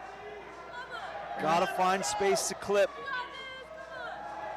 I feel like I want to scream, but I can't. You can put yourself on mute and scream. You can have a moment whenever you need. Yeah. He does reverse it to Ooh. clip, and that's going to be everything he has left. What a fight from Olivier Turgeon. Yeah, that heel hook was mad. Yeah. Yeah, I love, he slipped like so many times, but every time he just reel it back in, super relaxed, keep climbing. And I think the crowd definitely maybe told him that that was good, what he was doing. Yeah, he's like, all right, I'll keep it up. That little boost of adrenaline from the cheering and the ooze. Yeah. I feel like sometimes it might be even good to just kind of almost fake it. You just like cheer really loud for your athlete. Here's a good look at this. Just didn't quite have his feet under him. And that's what happens when I mean, you have to have your mind split all the time between what your feet are doing, what your hands are doing, what your core is doing. It's a dance the whole way up. And sometimes when you're starting to get pumped, you focus on your hands too much and you don't really weight your foot on the angles, and then you look at the directionality. So as we get through this, and I mean, if you're just joining us, you're a little bit late. We're about halfway through the field here at semifinals for Canadian Lead Nationals. Pete and Sabrina here with you. And we want you to look at the patterns, the movement patterns. So look at the foot placements. After you get through the introduction of this route, there's almost no straight down pushing. Same for the women. The footholds are all turned a little bit. They're a little bit uncomfortable. They're making you kind of twist and push and pull in different ways. All of this is just the route setters trying to create an environment where you're never really 100%, oh, look at me, 3 points on, I could be here all day. There's no position you want to stay very long in, and we haven't seen anyone find a good long shake. They're just, either they're foregoing it early because the best position to do that in, you don't need it yet, which is also clever. The route says, be like, here's your rest. It's at the third draw. Yeah. Take it or leave it, and then guess what? It's just going to be a 60-foot sprint. Yeah. It's almost worse to take that rest, I think, at the beginning. So. And the most seasoned climbers you're going to see are going to take every tiny shake. You're going to see them those little wrist flicks as they let go and move, sort of in between holds. They get a quick chalk, a quick shake, and just keep moving. Yeah. Even those little flicks is enough to just relax your forearm. You force the blood to get out, get back in again. Yeah. But the race against the lactic acid, I mean, you sort of can't win, right? It almost always catches you. Yeah. Yeah, I was going to say, I wonder how the setters, I mean, I guess it's just endurance, but, you know, the bouldering, the setters know the athletes. They see us in the gym, so they can kind of see what is hard, what someone can do, and sort of what people are doing in terms of like maximum difficulty. Exactly, and then use it while setting the comp. But for lead athletes, I feel like it's harder to know how fit the athletes are beforehand. Yeah, because every gym's got different angles, right? And a gym that has maybe a steadily, like a 10-degree overhang the whole way up is actually more pumpy than a route like this that goes steep and then vert and then steep and then vert again. Yeah. Because you can just punch through this part and then get back on your feet. But you sort of look at the training wall at the Velodrome in BC, where we've had nationals a couple times. It's just one angle. It's just gently overhangs the whole way up, and it's unrelenting. Yeah. So you're right. It is tricky to manage. That's a good match. Kind of turning that inside out grip allows you to maybe even stretch some of the muscles in your forearms, but I did like that. And every foot placement's been confident here from Olivier. Doesn't look stressed here. Oy, my fault. That's not a good bump. Now the feet get tricky, but this is, I mean, that shows he thinks he's got power to spare. Yeah. Let's see. Oh, okay, that's good. Good grief. You didn't see another heel like No, that's going to be, I think that's a rare heel. Yeah, that's pretty. That we saw from Jack. Trying to make foot decisions here. Oh, wow, okay. So this we're is good stuff. High point. Yeah. Yeah, we are definitely approaching high point. This, I think, Matthew was here. Yeah. Yeah. Okay. Wow. That left, right hand looks really weird. Yeah. He had like almost back 3 fingers. Yeah, that was kind of wild. Okay, Grace Cam now as we finished brushing the women's route. Puts us almost back on track. We were ahead a little bit between the men and the women. Oh, okay, yeah. But now we're almost caught up to their spots climbing at the same time. Yeah, Grace is another one that I think is more of a lead athlete, but she also does bouldering. did well on the bouldering side of things.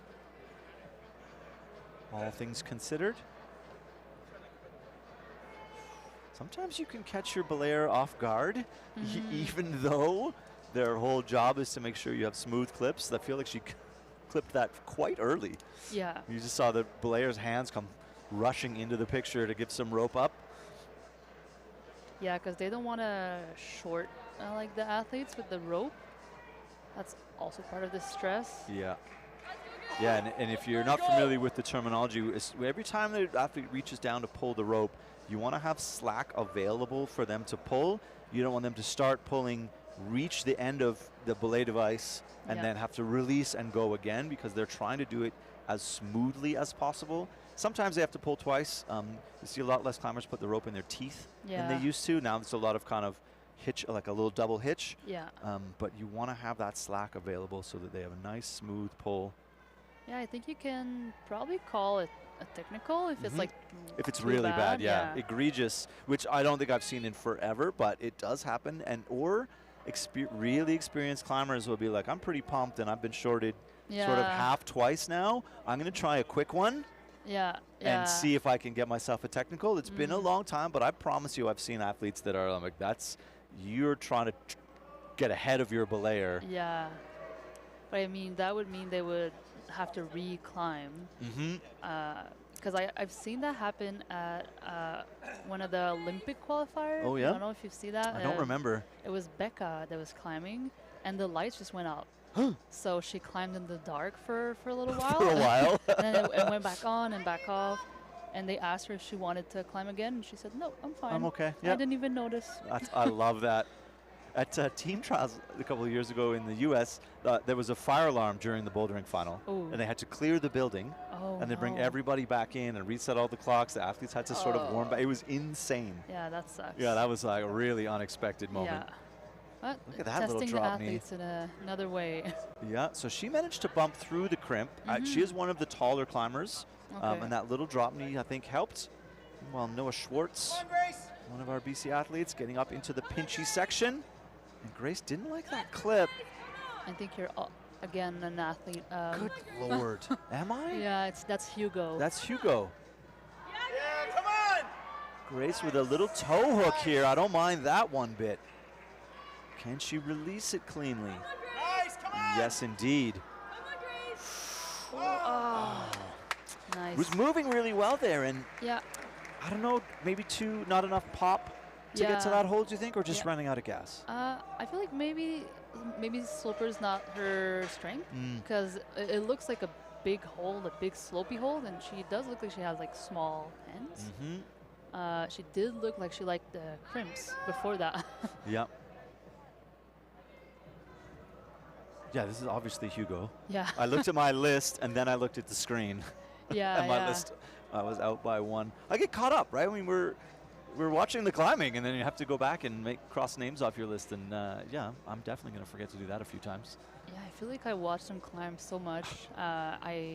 There's a few of them that I just recognize all the time. Good, that's a gross clipping position. That elbow high, that crib is so sapping. If you know that position, you definitely hate it. Yeah. Again, yeah, he also needs to bump there. Oh, no. And you just see, they hit the sloper, they bump to the crimp, and they're like, just immediately, that's the last thing. Yeah. He looks a little disappointed. He does, yeah.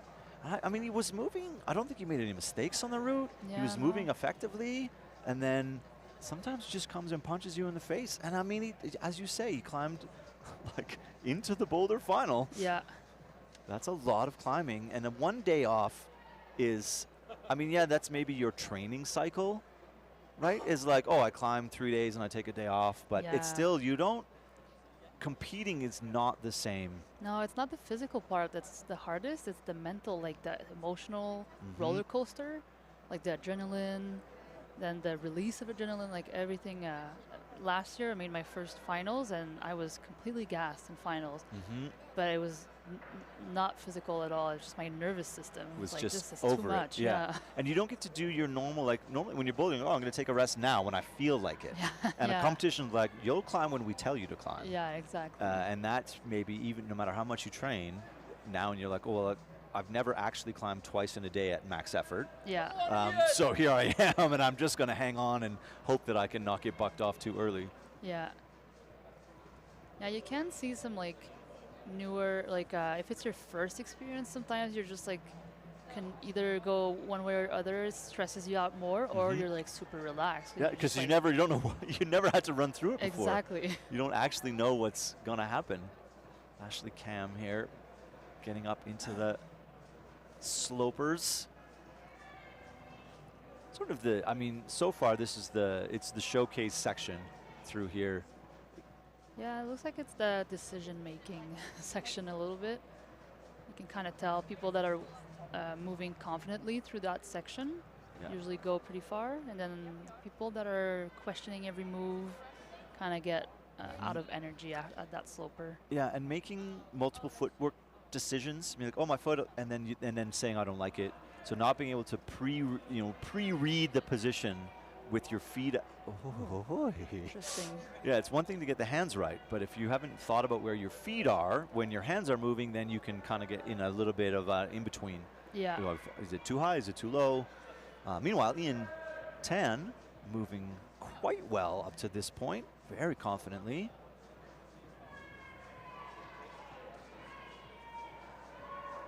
Looking comfortable. And just even right there, that little half relaxed, drop the shoulder.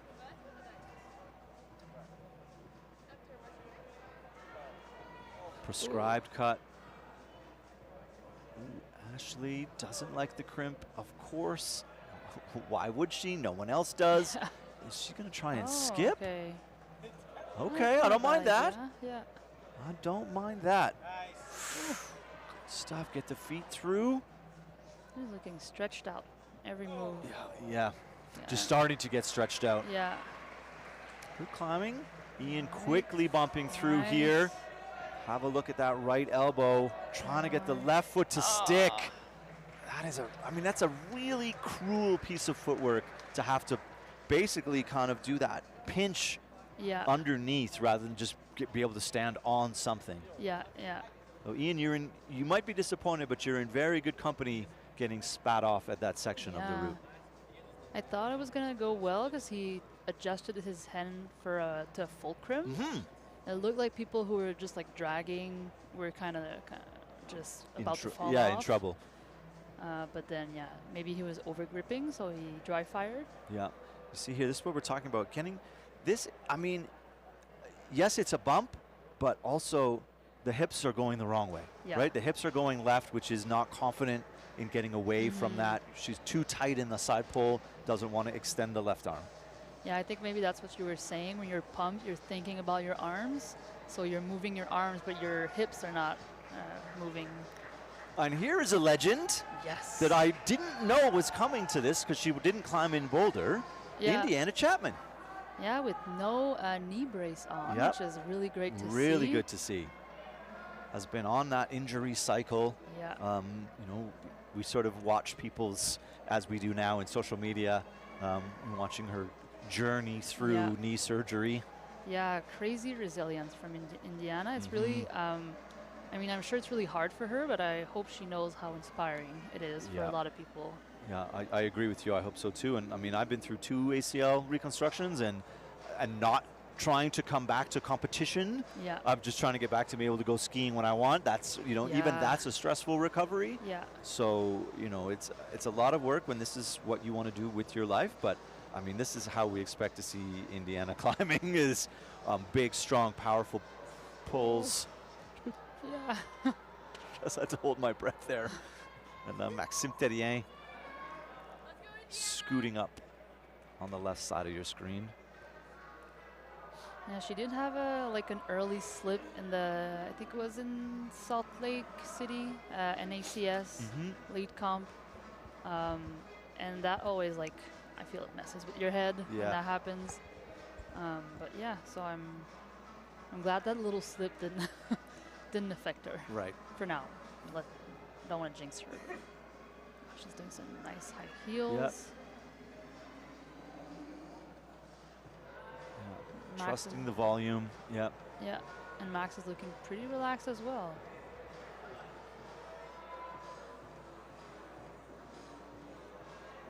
Taking a little sneaky rest. Just even here, you see the hips all the way to the left to take advantage of that left heel. Yeah. Not just sort of reaching for no reason, ducking through the Rose move. Got to get that foot over to close it off. Come on, Indiana, get that foot down. Nice. Good Okay. stuff. Oh, another Testing one. the foothold, Yeah. yep. Like, is it a bump or is it a foot? Sim, sort of thumb on the side of the volume. Yeah, Love that that's- position. Ooh, another inside flag. Megan Martin is loving this if she's watching. It's her favorite thing ever is an inside really? flag. We've seen like 4. Yeah, yeah. And especially in lead, I feel like they're a little Mhm. more rare, but. Sim not spending any extra time here. I think that's good. Yeah. That sloper is, that position is maybe a bit of a false confidence builder. All right. Indiana. Nice. Okay, so a lot of the women now have been going into that bump instead of forcing the pull. Yeah. Maxim. Okay. Yeah, swinging the feet through. Lots I of love the toe confidence. hook. Yeah, sports action now. Indiana gonna cut here. Love it. Nice. Oh, you can Max tell she's getting- on a mission. Yeah, she's on a mission. Maxim's getting his shoulder turned inside out. Wow. Indiana Chapman cleanly into our high point so far on the route. Can she get a little bit of a relaxed position here, finally grabbing a crimp after a bunch of slopers in a row? Maxim with the feet up high. Look at this drop knee. That's gross. Both of them look like Oh. they're sprinting. Yeah, Maxim, I fought one more move out than I was expecting and then just couldn't get the left foot to purchase on anything. Puts him up into our kind of little box of high point moments. Yeah. By all means, have a look at cec.results.info and see where we're at. Indiana getting some good shakes here. The Yeah. only thing to worry about now maybe for her is the clock. Maximum 6 minutes to climb. I don't see a clock anywhere. She'll see one when she looks down. You Yeah. can also ask the judge. Getting moving again. Yeah, I mean, this she's pretty far up, so. Getting shakes on every move now and a lot of crimps here. Oh, Another inside flag. Can you get that left foot down? Oh. There is a hold on this volume. You can't see it from this Yeah. angle that kind of gets blown out, but there it is. Indiana Chapman into good position here. Really good stuff. That sloper is going to spit off a lot of people. Wonderful inspired climbing from Yeah. Indiana Chapman. That is Wonderful. fantastic. I mean, a dozen holds past our previous high point. And super, like, great climbing as well. It wasn't, she wasn't falling off, almost falling No. off on every move. She was controlled. Yeah, and here you're just going to see, I mean, she went to that with full power. Yeah. And that it's just, that's a sloper. Yeah, doing yeah. what slopers do. Yeah. I think you might, like, wanted her body a little more to the right of the hold. Yeah, falling from left to right. Yeah. But that's hard when you, like, at that point, you don't really know exactly what hold is waiting for you. Mm-hmm. And you're hoping there's maybe a little downward pull. You maybe even are hoping for a little jib. Yeah. Like maybe the route setters have put a little help in there. Yeah. Of course they haven't. No, I don't think they, Of course they not. would. Okay, so that's going to be. It's really hard to put glasses on underneath Yeah. it's- headphones. So that's going to be 36 plus, I think. Yeah. And we're just going to start keeping track now as we get into high point situations. And Max Terrien is going to be up in that. Where was he? Just missing the crimp under that draw, which is like 36-ish. Double they check that were for you. a similar pace. Mm-hmm. I think that's Sienna Chow. It is indeed. And Carter Collot from Alberta.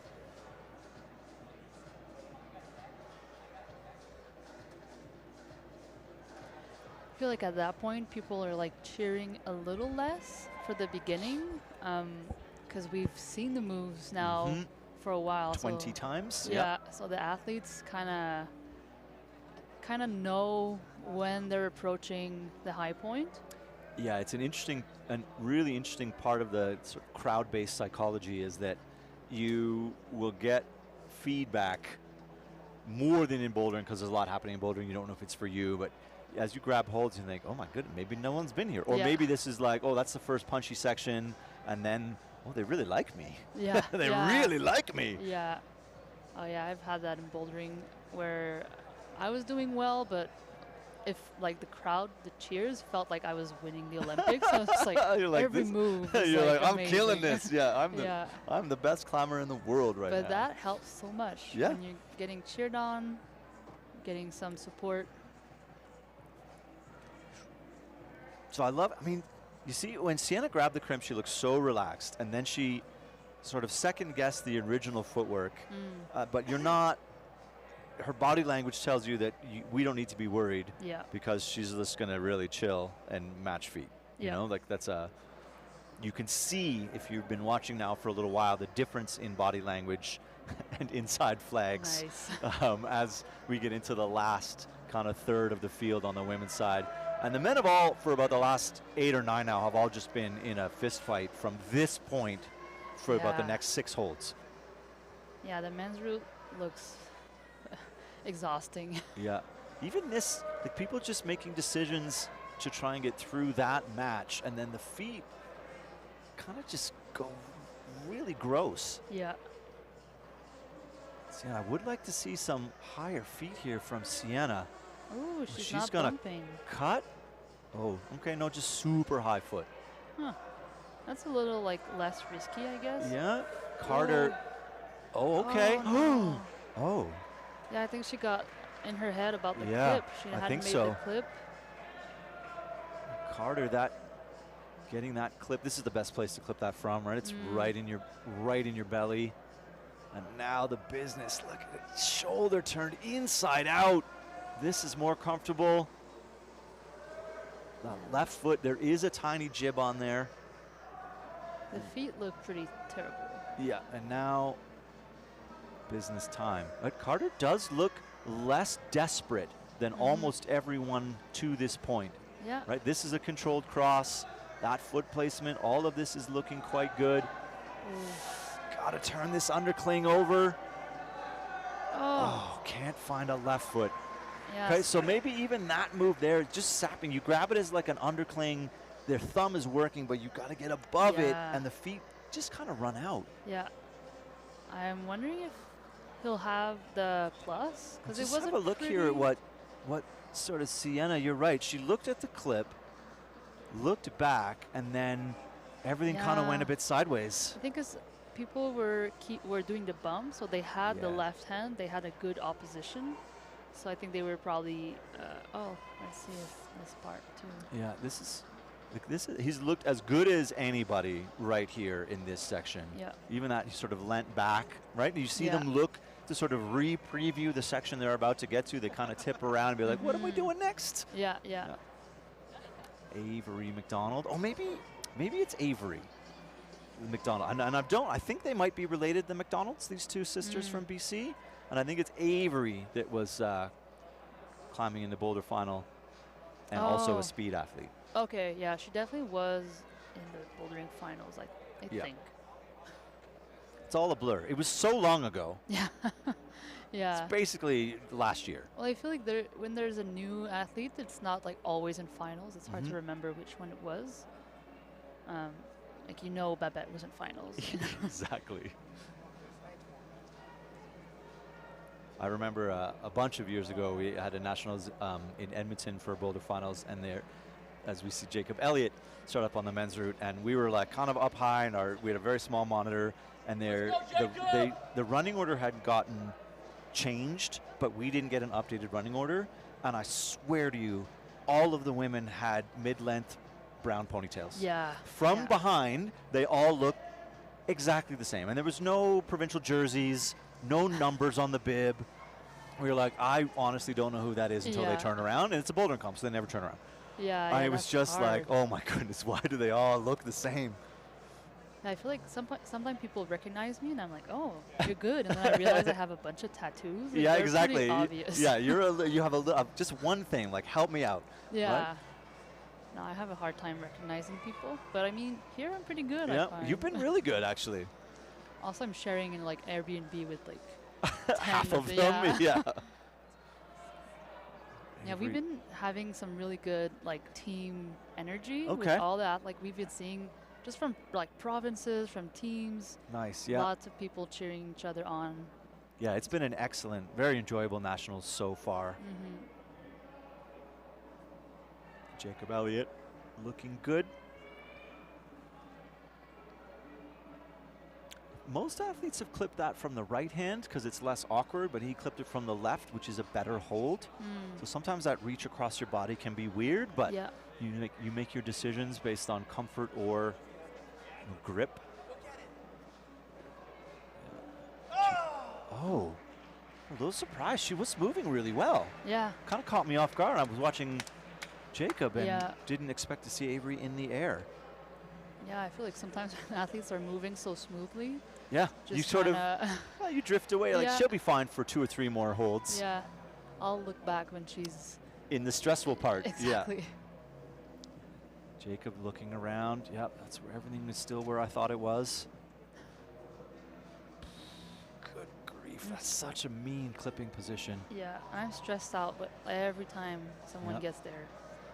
He's, yeah, going to put the foot up. This is proven to be the best because you can bump with a high foot. It's that's a good. much more powerful position. Finds a sneaky heel. Will that Yeah. stay? That's really insecure. He does take it up. Ooh. Okay. Okay, now we get a little bit of opposition Nice. into this. Is really stressful, as we've seen. All right, Jacob. Yeah. All right. Pushing through. Choosing to smear there. That's uncomfortable. Yeah. Yeah, he looks like. Oh, no. Yeah. Heard the big grunt coming Yeah. out. Didn't want to stop and clip that from that undercling. So the drive over to hold 34. Oh, let's see that replay. Yeah. Oh. Oh. Second guessing whether to go to the donut or the undercling. Spent too much time and then elected to go Oh, big. Okay. And just maybe just overestimated how good that hold was. Or maybe Yeah. underestimated the distance. She was too inspired by her bouldering finals. Yeah, exactly. She Be wanted like, to I'm going to do be paddle. explosive. Yeah, I'm going to go 1-2. But Yeah. I mean, she looked back and forth 3 or 4 Yeah. times. Yeah, yeah. That's unfortunate. Good climbing from Jacob. I'm going to take a quick peek at the results just to see what things are doing here. Yeah, I feel like a lot of people fell at a similar place, but then quite a few athletes at least went a little higher. So Yeah, so we've got 4 climbers on the men's side at 35 plus. So that's Carter, Maxim, Noah, and Matt Rodriguez. And Nate Smith at 34 plus. Jacob just now you saw there at 33, so that's that crimp. Olivier at 33, Jack at 30 plus. So it does spread out after that. A bunch of 29 pluses from the men. That's in that kind of into the shouldery, into that sloper to crimp section. yeah. Ooh, some hesitation now in his first move. Yeah, just. Okay. Whew. Now we can breathe a little bit. Oh my goodness, why do they do this to us? Yeah, Tong Chi making us take a deep breath. Yeah. This is like one of the less like stressful ones that I've seen in lead comps. But still stressful. Yeah. And I mean, Indiana Chapman a mile ahead of the field at 36 plus. Sasha Duchenne 28, Grace Cam 27 plus, Sienna Chow 26 plus, Ashley Cam 25 plus, B Dub Brooke White at 25 plus, so a few climbers there. And Sophia 23, Georgia 23, Jackie 23. So then that kind of bubble around that double crimp section. Yeah. So things are shaping out. There's room on the women's side for quite a shakeup. There's quite a lot of climbers left. Yeah, I hope, so we saw Indy pretty high, but the men's route, we haven't seen a lot of the higher part.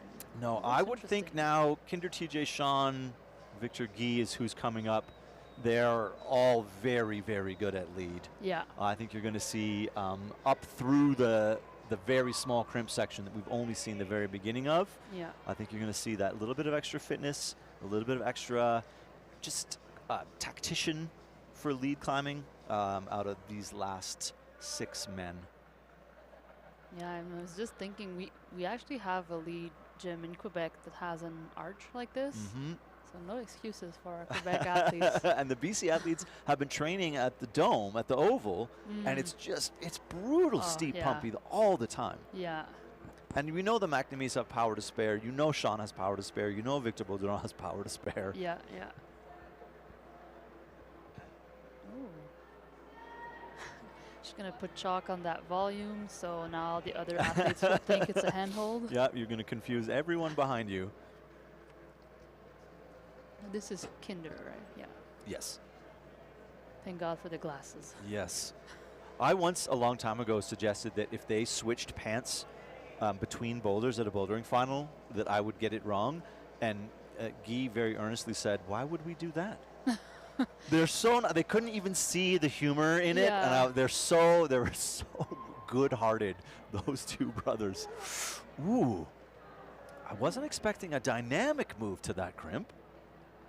Meanwhile, I mean, look, we haven't even been stressed. Kinder's come through what has proven to be the hardest section of the route, and we haven't really needed to look up. Yeah. Meanwhile, she is also moving quite confident, really high foot. Yeah, that's the bump. That's like, if you try the bump and it doesn't work, there's no way you're catching that sloper. Exactly. Oh dear, she's matching the sloper. That's so gross. That's a somewhat good position to clip, though, maybe. Yeah, but not leave. She's got to release that heel. Yeah. And just look, watch Kinder here. So he's blocking in that side pull into an undercling. Unfortunate fall there. Kinder now in control at our high point. But look at that left elbow. He's not happy. No. As soon as he brought his right foot up, it kind of pushed everything backwards. On that body language there tells me he thinks he could have climbed further. So, I mean, maybe a mistake, a mental error. I would be surprised. Yeah, I'm confused. I mean, that move is a cross, right? Yeah. He just suddenly doesn't like this left-hand crimp, and you see the elbow start to come out. It's sort of barn doory here. Never gets the left foot sorted. Yeah. Yeah, he had a little bit of a toe hook. Yeah. Maybe that toe hook put his hips in a weird position. Essentially the wrong way around. Yeah. You see him, he's looking back. I love when they look back up, right? They're like, they haven't finished untying, and they're like, oh. Yeah. And there is an earnest desire to climb the entirety of the route. For sure. You know, that comes along with, also falling off. And she just got herself into a position she couldn't get out of, and that, you see the hands to the head immediately. Yeah. It's the toe hook. Yeah. The toe hook kind of, and then she climbed too far away. So, and this is, if you're a newer climber or a newer or younger competitor, a toe hook might feel great, but it can trap you into moving further and further away, and you still feel secure until you have to release that toe, and then that's exactly what you see, is you can't control the swing confidently. Yeah. TJ Foley is going to be a hometown favorite again, coming off his best ever performance in a bouldering nationals with his silver medal. Is going to be obviously climbed very well in the qualifiers to put himself here. Yeah. I think when I was looking at the results earlier, a couple of tops at this point in the field. The men and the women have been topping at least one of their qualifiers. Yeah, I think 2 tops for the guys. And yeah, that's another one of the athletes that just always has a smile on. And he's been getting lots of cheers. Yeah, they like him here. We like him, I should say. Yeah. I'm from here, so I get to say that too. I get to have favorites. I mean, Jay Hollowatch has been one of my favorites forever and ever and ever and ever and ever. I'll say I'll put TJ in that category. Yeah, he's fun to watch. Yeah, one of those climbers that looks like he's having a good time even when things are stressful. Just really enjoys the process and has been climbing for so long. I mean, you got to remember that most of these climbers have been climbing since they were about 10. Yeah. And probably they've been competing since they were 12. Yeah. So they've been competing for half their lives by the time they get here. Yeah, that's crazy. It is crazy. I've been climbing for more than half my life, but I started really late. So that's... Yeah, me too. I didn't get the the exuberance of youth as a climber. No, but then I think it could also be good if you start a little later, just in the sense that some do like get a little burnt out, or like if you're too much pressure for too long from too young. And I mean, there's an interesting conversation to be had about early specialization and what other sports can teach you about movement and strength in different ways. So by all means, go play football, go play soccer, you know, go play field hockey. Do something that gives you a different set of movement patterns to build different strength patterns. I know Stacey Weldon wrestled through high school. Oh, and was a good wrestler and was an incredible rock climber. Nice. And TJ gets the foot up late, but doesn't look worried. Spent a lot. See, these men now are putting a lot more time on that sloper, and they're not worried about it. Exactly. Morgan Schmitter getting into the slopers. TJ, a few little half matches, and even there, you see the straight arm where there was a lot of sort of curled shoulders before. Yeah. So managing to get into a better position there. The crowd is heating up down there, move by move. This is very smooth, doesn't look worried. Morgan, though, resetting to the match. Oh, now he's fighting. Oh, yeah. Can he get this heel to stay? Oh, that's going to be a plus. Him and Kinder are going to be in the same place. Yeah. He doesn't know it. The crowd's probably at least letting him know, but that's a ticket into finals. Yeah. Anything through the roof is a final spot right now. I feel like that cheer might have helped Morgan also. Yeah, she's like, she's just cheering for me. She doesn't know. Yeah. She was trying hard with that rose move, so. She's going to give a little boost of energy. Yeah. They like me. They really like me. Yeah, now they're getting quieter, but it's the trickier section, so it's okay. You don't want to scare anybody. Exactly. Athletes are easily startled. I really do. I love this section. I love for what it makes you think about in the footwork.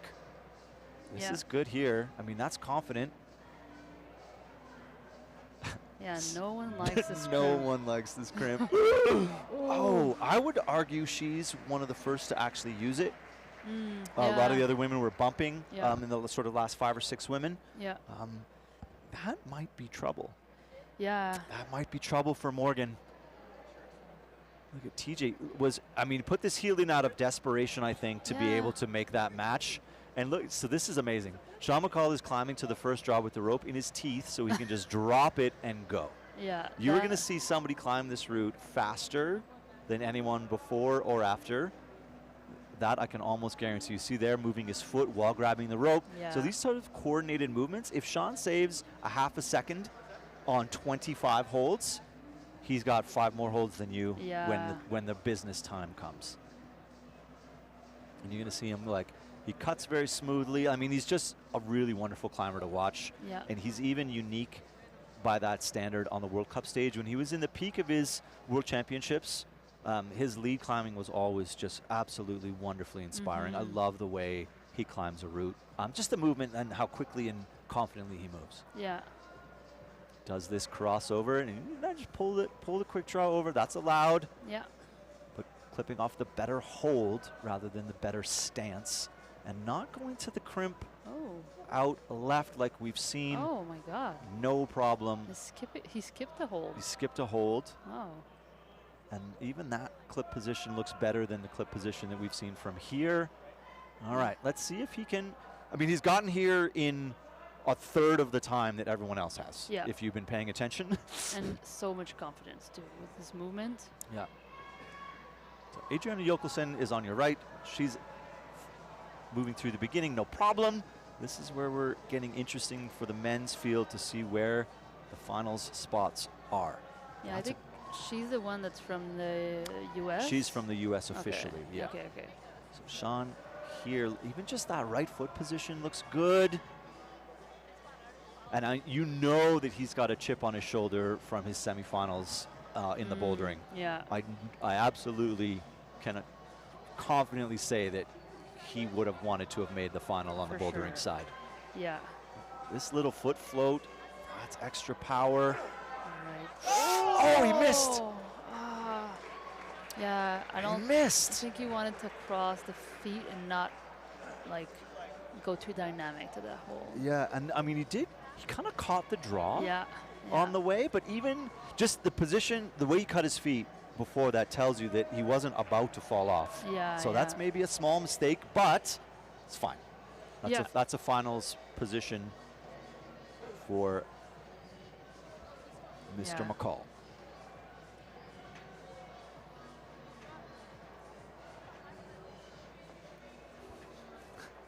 It's funny. Every now and then people come and peer over our shoulder at the monitor because it's better viewing it is than looking through the fence. View. Although I think someone's got a window open. I was fine and now I'm freezing. Oh. Although I do have a jacket. I suppose I could do that. All right, Adriana going for the, oh dear. Yeah. Oh no, not the match. The match Gaston match is definitely feels secure, but is a lot more work. Like every rehitch of the fingers. Yeah, it just looks tiring. Also, I'm wildly distracted by someone beside us eating popcorn kernels. Not popcorn, just the kernels. Yeah, offering them to us as we're speaking. Oh, into she's the not microphone. clipping that. Oh no. Oh no. Okay. Maybe she thinks the next one is better. I mean, it's not. Oh my goodness. Oh, she's making it work. Yeah. Let's go, Vic! All right. Woo! My goodness. Well, I've heard some alley, so Yeah. I'm guessing a Quebec guy is climbing. He's standing on the ground still. Oh, Yeah, there's, okay, it's a okay. little pre. Gotta That's get Victor, your I feet think, up, yeah. Adriana. Yeah, that's Victor. Yeah, and the hop, I think just from low feet, but this is confident.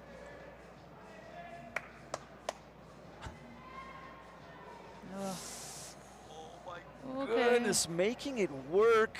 Yeah, but all of that's gonna take a lot out of you. Yeah, and same with Victor about the chip on the shoulder. Yeah. I think a lot of those athletes, they're coming from bouldering and they just, They all think they could have won. yeah. Oh, Adriana was okay. That little wrist flick on the way to the sloper, that's helpful. That's a foothold. Ooh, oh, there's a jib there. Okay. Oh, Okay, that's good climbing from Yeah, Adriana. I that's thought really she was great. off yeah. like just after the rose move that she didn't rose move. Yeah. Oh, this is odd. Just Victor taking a lot longer there than I would have expected. Yeah, Victor's also pretty tall, I feel. He has really good mobility, though. Mm-hmm.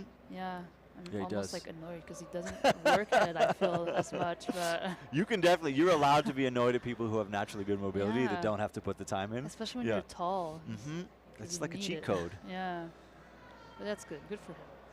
Just, I mean, you have to be careful. You cannot step on the quick draws that are clipped up or the bolt hangers. Yeah.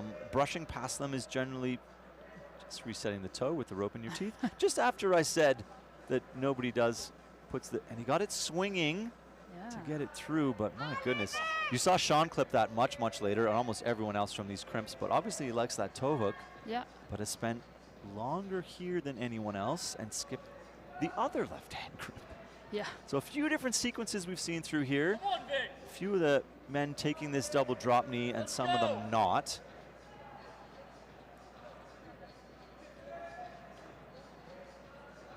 Yeah. It's such a He's- hard thing to decide when Mhm. to clip. Yeah. I do. This is a good clipping position if you're not worried by the blocked sloper. Yeah, he doesn't look too worried. No. But he's not fully relaxed either, right? He's tense up in the shoulders. His shoulders are up near his ears there. You Yeah. can see the wrist breaking over a little bit. And these underclings, these moves, there's two of them, one left hand, one right hand, high underclings that you need to turn over are very difficult. But Victor Bolderon moving well. Yeah, really well. Is he going to get a little knee scum in there? Yeah. It looks like it. Oh, but He's just getting a rushing shake up. where no one else has. Yeah, but then he has a clip still to do, It's true. and it's kind of in a weird position because he's so close to the wall that. Yeah, he's got to get the rope from, I mean, there's a quick draw that is blocking, that he's blocking. Yeah. So getting the rope out from above it is going to be quite tricky. Exactly. He's getting a little, like, stretching his thumbs. Okay, so this is the only climber we've seen take this rest. Yeah, a long rest. And if it's working for him, it's working for him. The match over doesn't look too difficult. Sometimes resting on a crimp can be a bit piano-y.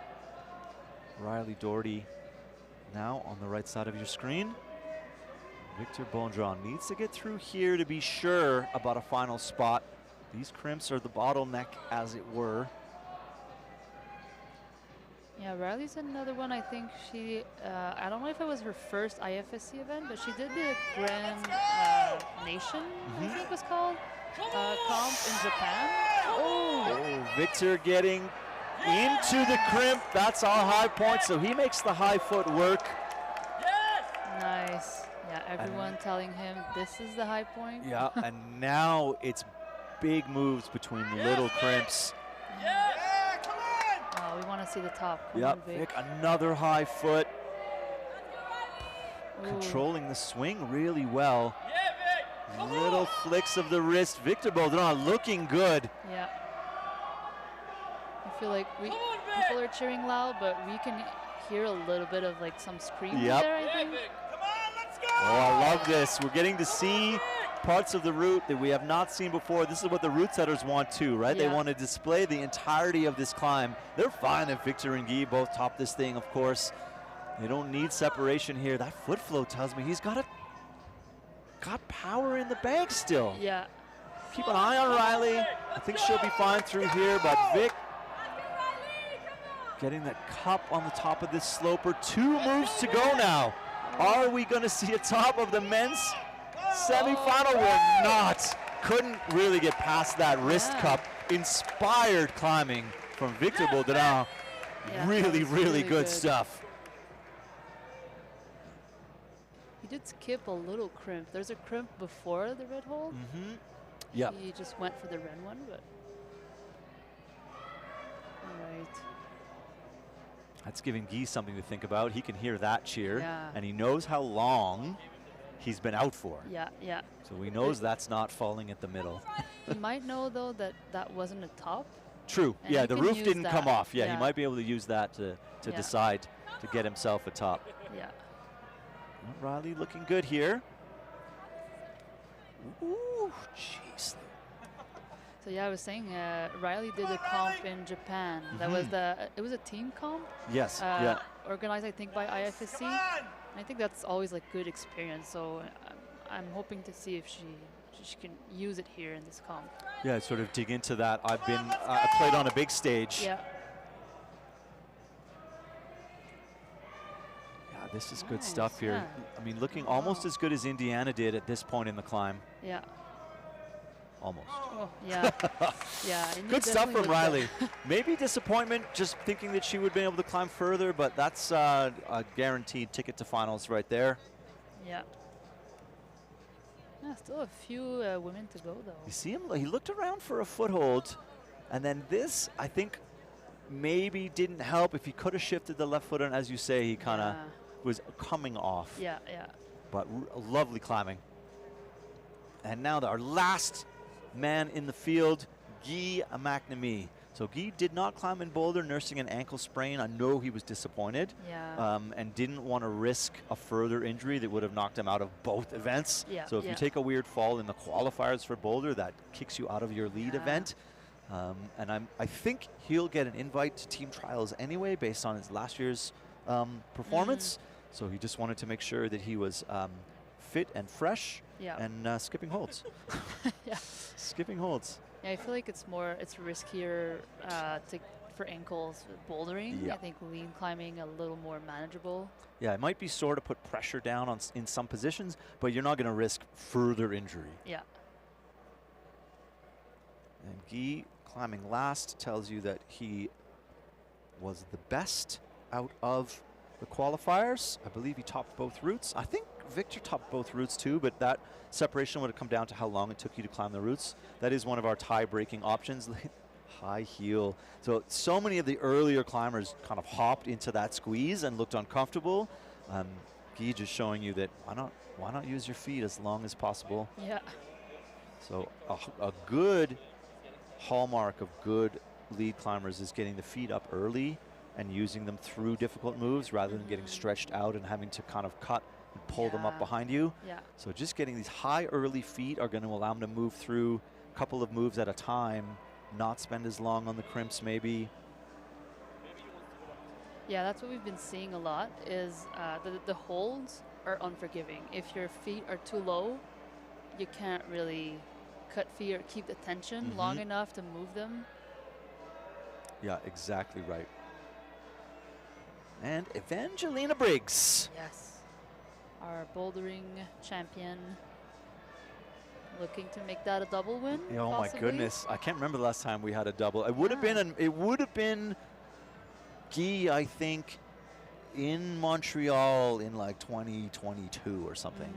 I'm bad at history at the best of times, but I'm pretty sure we've had a double on the men's side before. And maybe, no, I don't know that we've had a double on the women's side in recent history. Yeah. But Guy, I mean, we have a lot of athletes that do really well in both. in both. Yeah. Kind of wonder if it's like a good thing to have them separated at the Olympics. Yep, I'm a little bit worried about Guy's decision making here. That right leg, Yeah. just a few shakes. So maybe he'll find that. I don't know, but he's smearing right now. Jeez.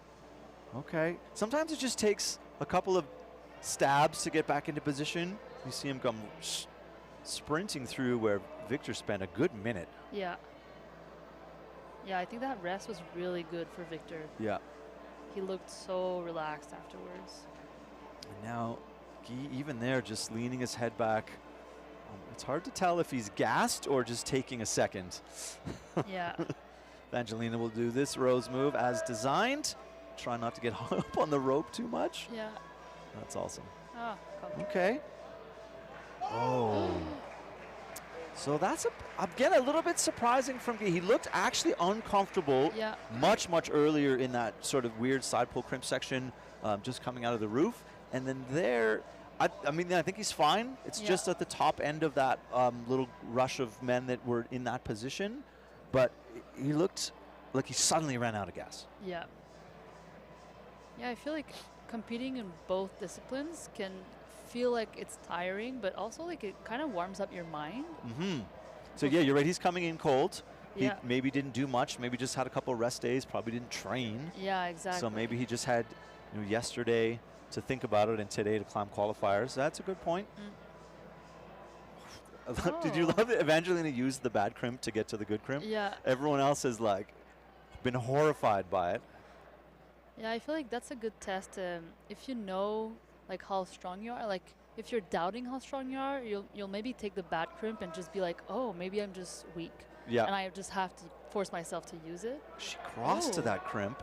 Oh. This is going to get interesting if she can't match. But maybe she can bump one more time. Oh, that's a gnarly match. That is a gnarly match. Okay. Yeah, I like what you're saying. Maybe take the bad crimp and be like, how strong am I right now? Okay, I'm good. Yeah, but sometimes if you kind of know how strong you are, you can be like, oh no, this is like too bad. Right. I'm not doing this. And then you change up quick enough. And then boom. This is where we saw Indiana get a good rest. And I feel like everyone else was sprinting when they got here. Yeah. That's been near here. Avery looked like she was sort of really powering through. And then Evangelina also. It's a good position. That right foot that's a nice perch. You can get your hip over your foot, really take a lot of weight off. Yeah.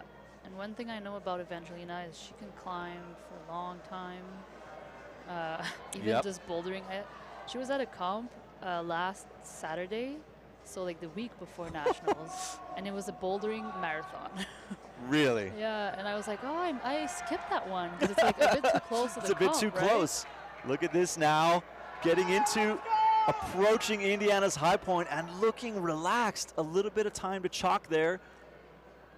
Getting into the sloper, yes. Evangelina Briggs now has the high point, can't get around the rope. That's annoying. Ooh, and then just tries to go to the match, but was fighting a little bit with the footwork, getting hung up in your ankles, and that is definitely something that happens in lead climbing. You want to make a foot decision, and you can't quite get around. Maybe you can't see, but you just see her like it gets caught there. She shorts it, and then by this point, too many things have happened. But getting there with enough power to have to go through that little juggle and almost match. Fantastic climbing from Evangelina Briggs, as I would have expected, but did not want to predict, lest I'd be horribly, horribly wrong. Yeah.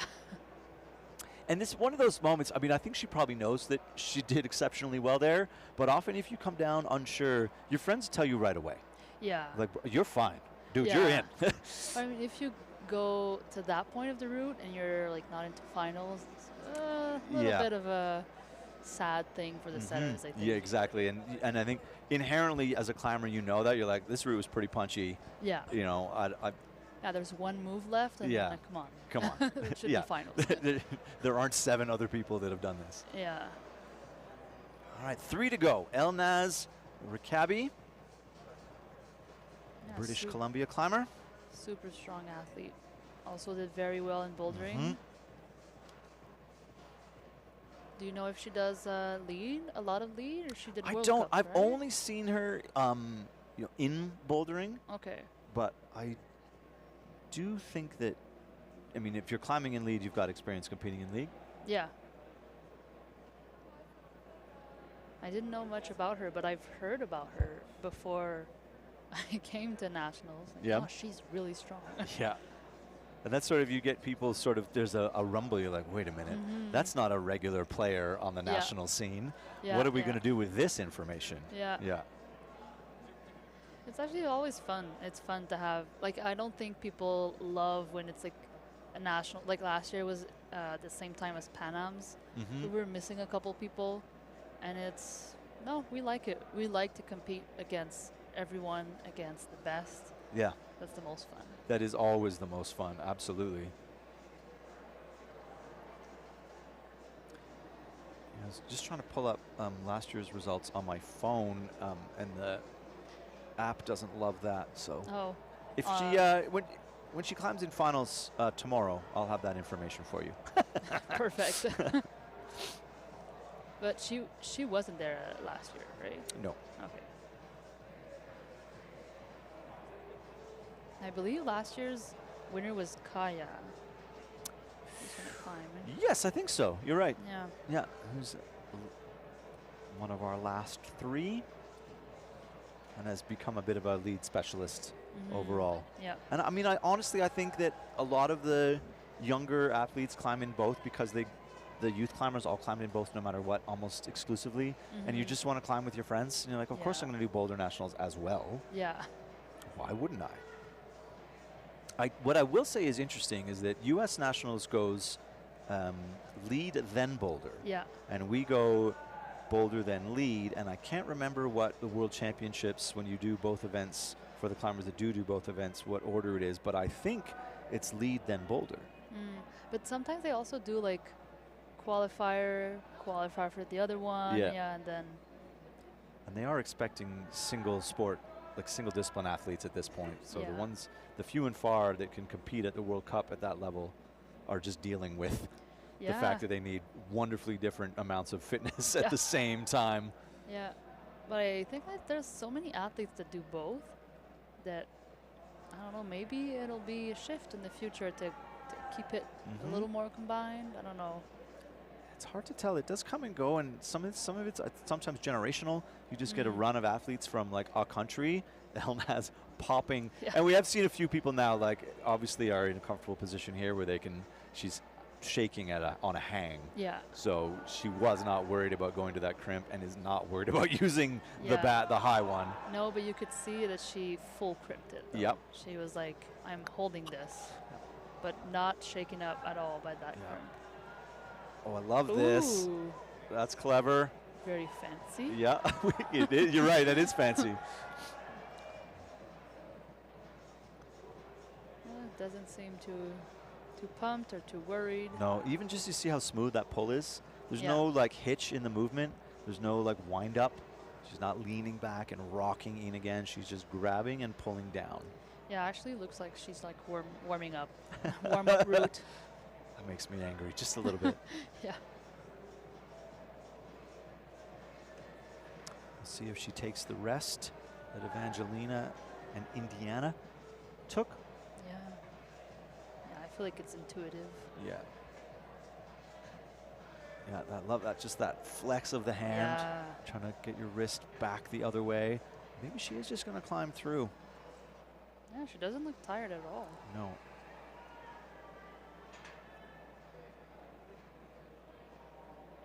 Yep, good heel.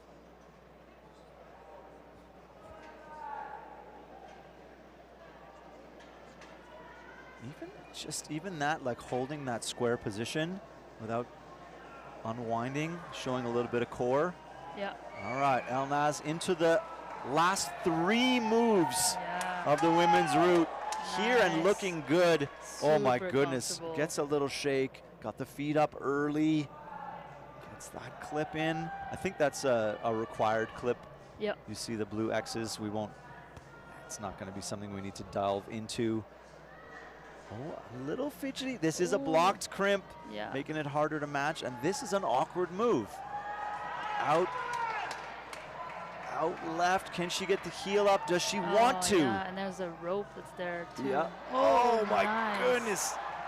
There is a tiny jib on the outside. She doesn't like it. And I think probably pushed herself out trying to get the foot swap through. I mean, that is really, really wonderful climbing from Elnaz on the top quarter of that route. I think even there though, like the little, she looked like, dang it, I think I could have done that. Yeah. Look at here. So wants the heel, can't quite get it. Quick draws in the way. That is powerful. And then doesn't love the jib. And then as you see, like, there's just no room to bring the foot through. Yeah. You're just in your own way. Yeah.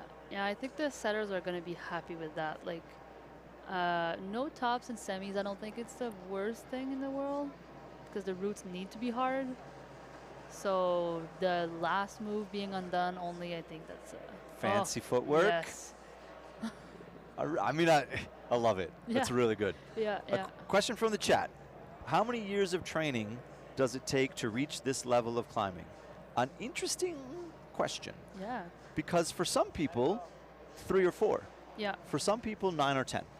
Yeah, it also depends, like, what do you mean by level? Because you can definitely qualify for nationals with, like, not a lot of climbing experience.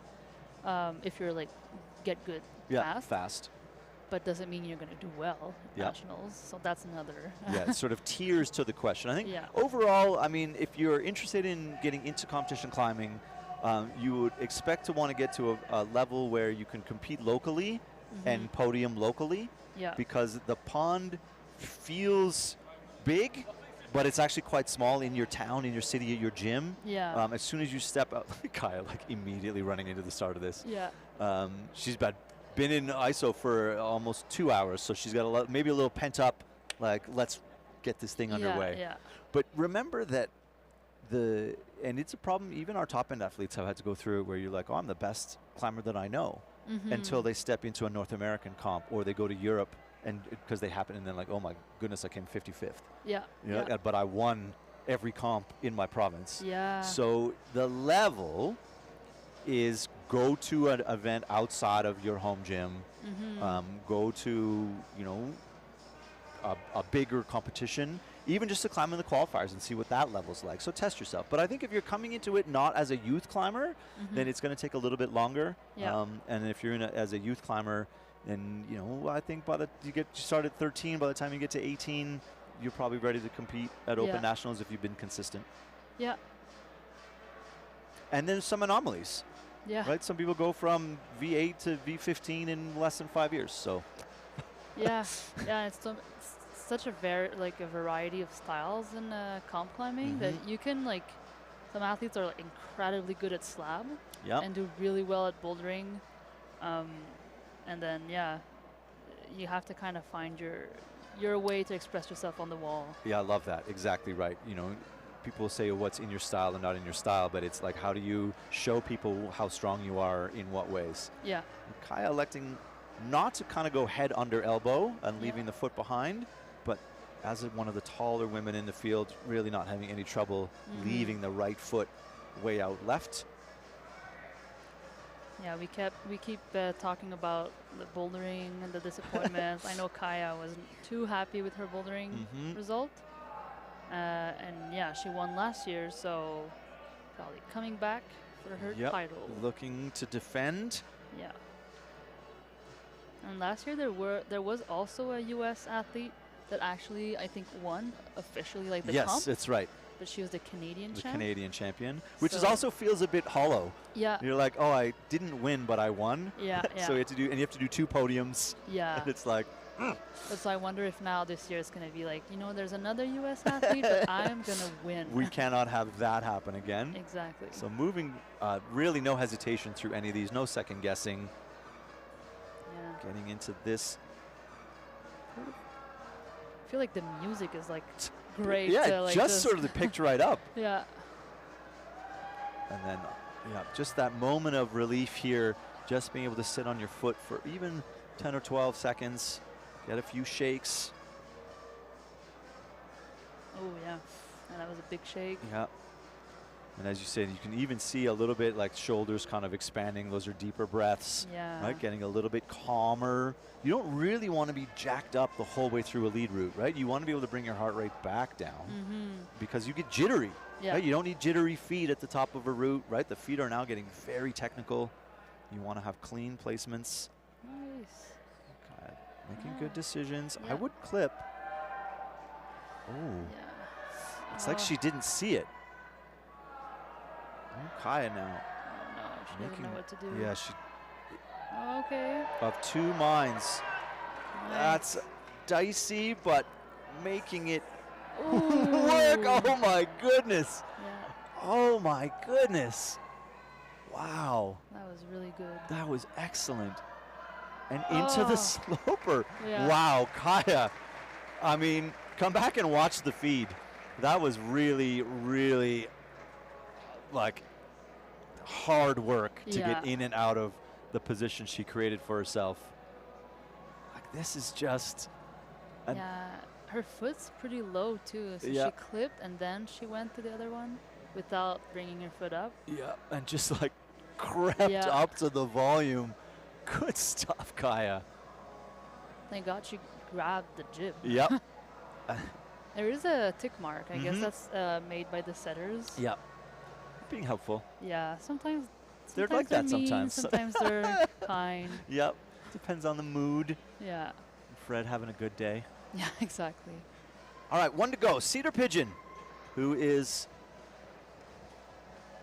really coming into her own as a competition climber on the lead side of things. Yeah. Yeah, I think 2 years out of youth now, or 1 year out of youth? I actually don't know how old she is. I could probably find that out. Yeah. But I think she really enjoyed the last World Cup season. I think that was maybe the first time she fully committed to like doing a full season of World Cups. She's 19 now, so. Oh, wow. Oh, that is crazy. Yeah. And also climbing sort of out of Quebec, for Quebec. Yeah. Even though she's Squamish raised. Yeah, she just moved to Quebec, I think, for school probably. Yeah, and then a good look at that's a pretty good crowd for a lead semifinal on a Sunday afternoon. Yeah. I don't mind it one bit. There's like some good energy too. Yeah. People are excited. And I wonder, I mean, if you were listening to the bouldering broadcast and a little bit of what we've been talking about this afternoon, the sort of regionality of talent. The Quebec talent is really deep right now, so maybe even being around a little push of higher end climbers is I mean, it's good for you, right? It's good to suddenly not be the only person doing a boulder problem. For sure. It wakes you up. Although I mean, it's like Sienna Chow is obviously ridiculously talented BC athlete. Like you know, there's a lot of strong BC athletes. There's a lot of strong Alberta athletes, but right now I feel like the Quebec scene, the gym scene, the density of gyms. Just really, every time you go to the gym, someone's going to be doing something difficult. Well, yeah, it's crazy. You go to Roseblock, and it's like you can go there one time, and like half the gym is like national team athletes just climbing together. And I feel like it can be like a little intimidating, but most of the time, like everyone's so nice. It's just like motivating. It's inviting and motivating, yeah. And it's like half the senior athletes, half of them are like youth athletes that want to get to the senior national team. And they kind of get mentored almost by accident, right? Oh yeah, for sure. Just sort of mentored in passing Yeah. by being around some more mature athletes. I know people say that about the Japanese scene in the last decade is the gyms all have like a range of boulders that are like above human capability. Yeah. So they're even World Cup athletes are falling off black tape boulders at gyms. Just look medium uncomfortable when they go all the way head under shoulder. I mean, it hurts my shoulder thinking about it, but it's like a bit of an uncomfortable, maybe risky position. Yeah. But yeah, you kind of get into the gym where on any given day you're going to see World Cup athletes, and people will visit to go and climb in Japan for a month and be like, okay, this is the level. Yeah. And that's just at a gym where you and I could also go. Yeah. So you're around the best of the best falling off, not just coming in and doing your project. They're all working a boulder. So now you have this next level. Yeah. Whereas when you have boulders in the gym that people can't do, it opens up your eyes a little bit to where the level is on the world stage. For sure, yeah. I think that's also really great for the setters. They get to see people like what they're capable of. See, they're doing the bump, but not looking at all concerned about it. Even that, like, she's not opening across that kind of left shoulder barn door at all. Yeah. Tells me that her core tension is intact. Yeah, she looks very, very fresh. Sorry, you were saying? Yeah, it's good for the setters, I think, to have strong athletes. Like when it's hard, like why would you set like a V14 boulder if you know no one's gonna even attempt to climb it? Exactly. So now we have a lot of hard boulders at Roadblock, and you know they're gonna get tried, you know they're gonna get climbed. And it's almost like a little duel between the setters are gonna do something really hard, and you're gonna just show them that it's not hard enough. Yeah, and you're gonna come in like, why is there chalk on the finish hold? Like, Yeah. oh, I climbed the V4 beside it and grabbed the finish hold a bunch of times. Yeah. Cedar has moved very quickly, I would say. Really hasn't taken a pause anywhere and has made every decision with first try confidence. Yeah. Here, I think getting that left foot over, yeah, it Nice. just helps you get your hips across, sets this move up a little bit better. Cedar Pigeon, are we going to see a top Yeah, that would of be our really semifinal nice. on the women's side? Well, she does look a little bit little tricky. stressed. Oh my goodness. I'd Okay. love to see that left arm straighten out. Yeah. That would show me that she has a little bit of Oh, that was a good- comfort, but that's a good foot switch. Yeah. Oh my goodness. Let's see if she'll do the heel. Oh, yeah, look, I mean, Oh, yeah. she found a way to get Yeah. out of her own way. Cedar Pigeon working around. This quick draw is in a terrible place. That's Yeah. unlucky, but 2 moves to go. A shoulder Oh, press yeah, and she a can do dunk. this. This is it. We're going to see it. She's taking a little extra moment, Yeah. a little bit of chalk, let the crowd warm up. Yeah. It's everyone's not a excited. gimme, but it's a good last hold. Ooh, I thought she was gonna jump, but Oh, I she thought just she was gonna went jump. back down to chalk. She's just making sure. I love I watching don't a think you climber. want to jump to that. No. It's good, but not great. Oh, nice. Oh, yeah. Cedar Pigeon, last climber out, taking the semifinal route down in style, Oh, nice. So happy. showing herself to be the class of the field. Yeah. My goodness, that's good climbing. The fitness. Yeah. The that fitness. was great. Yeah. I mean, Indiana looked good there, but was punchy, Yeah. right? Evangelina looked good there, but was punchy. Elnaz looked good there and just suddenly ran out of gas. Yeah. And then Cedar had the presence of mind to take a break, take a pause. Yeah. Just the way she pushed around to walk on the volume to give herself room for the heel hook.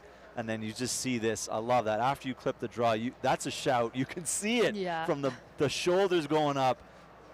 Yeah. Amazing stuff. I mean, that's great. I think that showed us a lot about the depth of talent in Yep. this field. Let's just run down real quick the results for you, and then we'll step away, let you get back to your Sunday dinner wherever you are in the country and maybe watching from abroad. Cedar Pigeon's going to be your top. Elnaz, Evangelina, Kaya Taylor, Indiana, Riley, Adriana Jokelson, Sasha Duchenne, and then we'll take 9 because Adriana's American, and that's going to put Grace Cam into the final tomorrow starting at 2 p.m. Mountain Time. So it's a holiday in Canada. Oh, yeah. If you don't, yeah, look, if you're from America and watching, we have a family day, so we have a holiday tomorrow, and that puts us into the afternoon for our final. On the men's side, oh, it just refreshed on me. Victor Baudrin, 47 plus, so 10 holds past the field. TJ Foley, Kinder McNamee at 36 plus, Sean Guy, Carter, Maxim, Noah, Matt Rodriguez is going to be in 9th. That's going to be on countback, all getting to that 35 plus position. So half a move away from getting a ticket into finals, but it's going to end at Noah Schwartz. Oh, so equally stacked fields on both sides of this competition. Yeah, it'll be an exciting finals. It absolutely will be. You're going home, I think. Yeah, tomorrow. Okay, so I'm going to find myself a co-commentator. If you're listening and you're in Calgary, I know I put the shout out earlier. I'm going to try and find somebody from the field. Maybe I can get Maddie on. That might be fun. Yeah. And we'll have a new broadcast for you coming on just about 2 p.m. tomorrow. Thanks for hanging out with us. Sab, thanks for hanging out with me. Thanks for your work on the finals broadcast. Thank you for having me. You're good fun in the booth. It's great. You have tons of knowledge, lots of insight. To do. And it's so much fun to watch them. So much more into it. Yeah, and it's we have time to kind of like focus on one climber or another climber. That the lead is a really kind of a slightly more relaxed conversation about climbing. Yeah, for sure. So thanks for your insights. I hope you enjoyed watching at home. We're gonna we're gonna call it, and we're gonna see you tomorrow starting at 2 o'clock in the afternoon Mountain Time. Have a good night.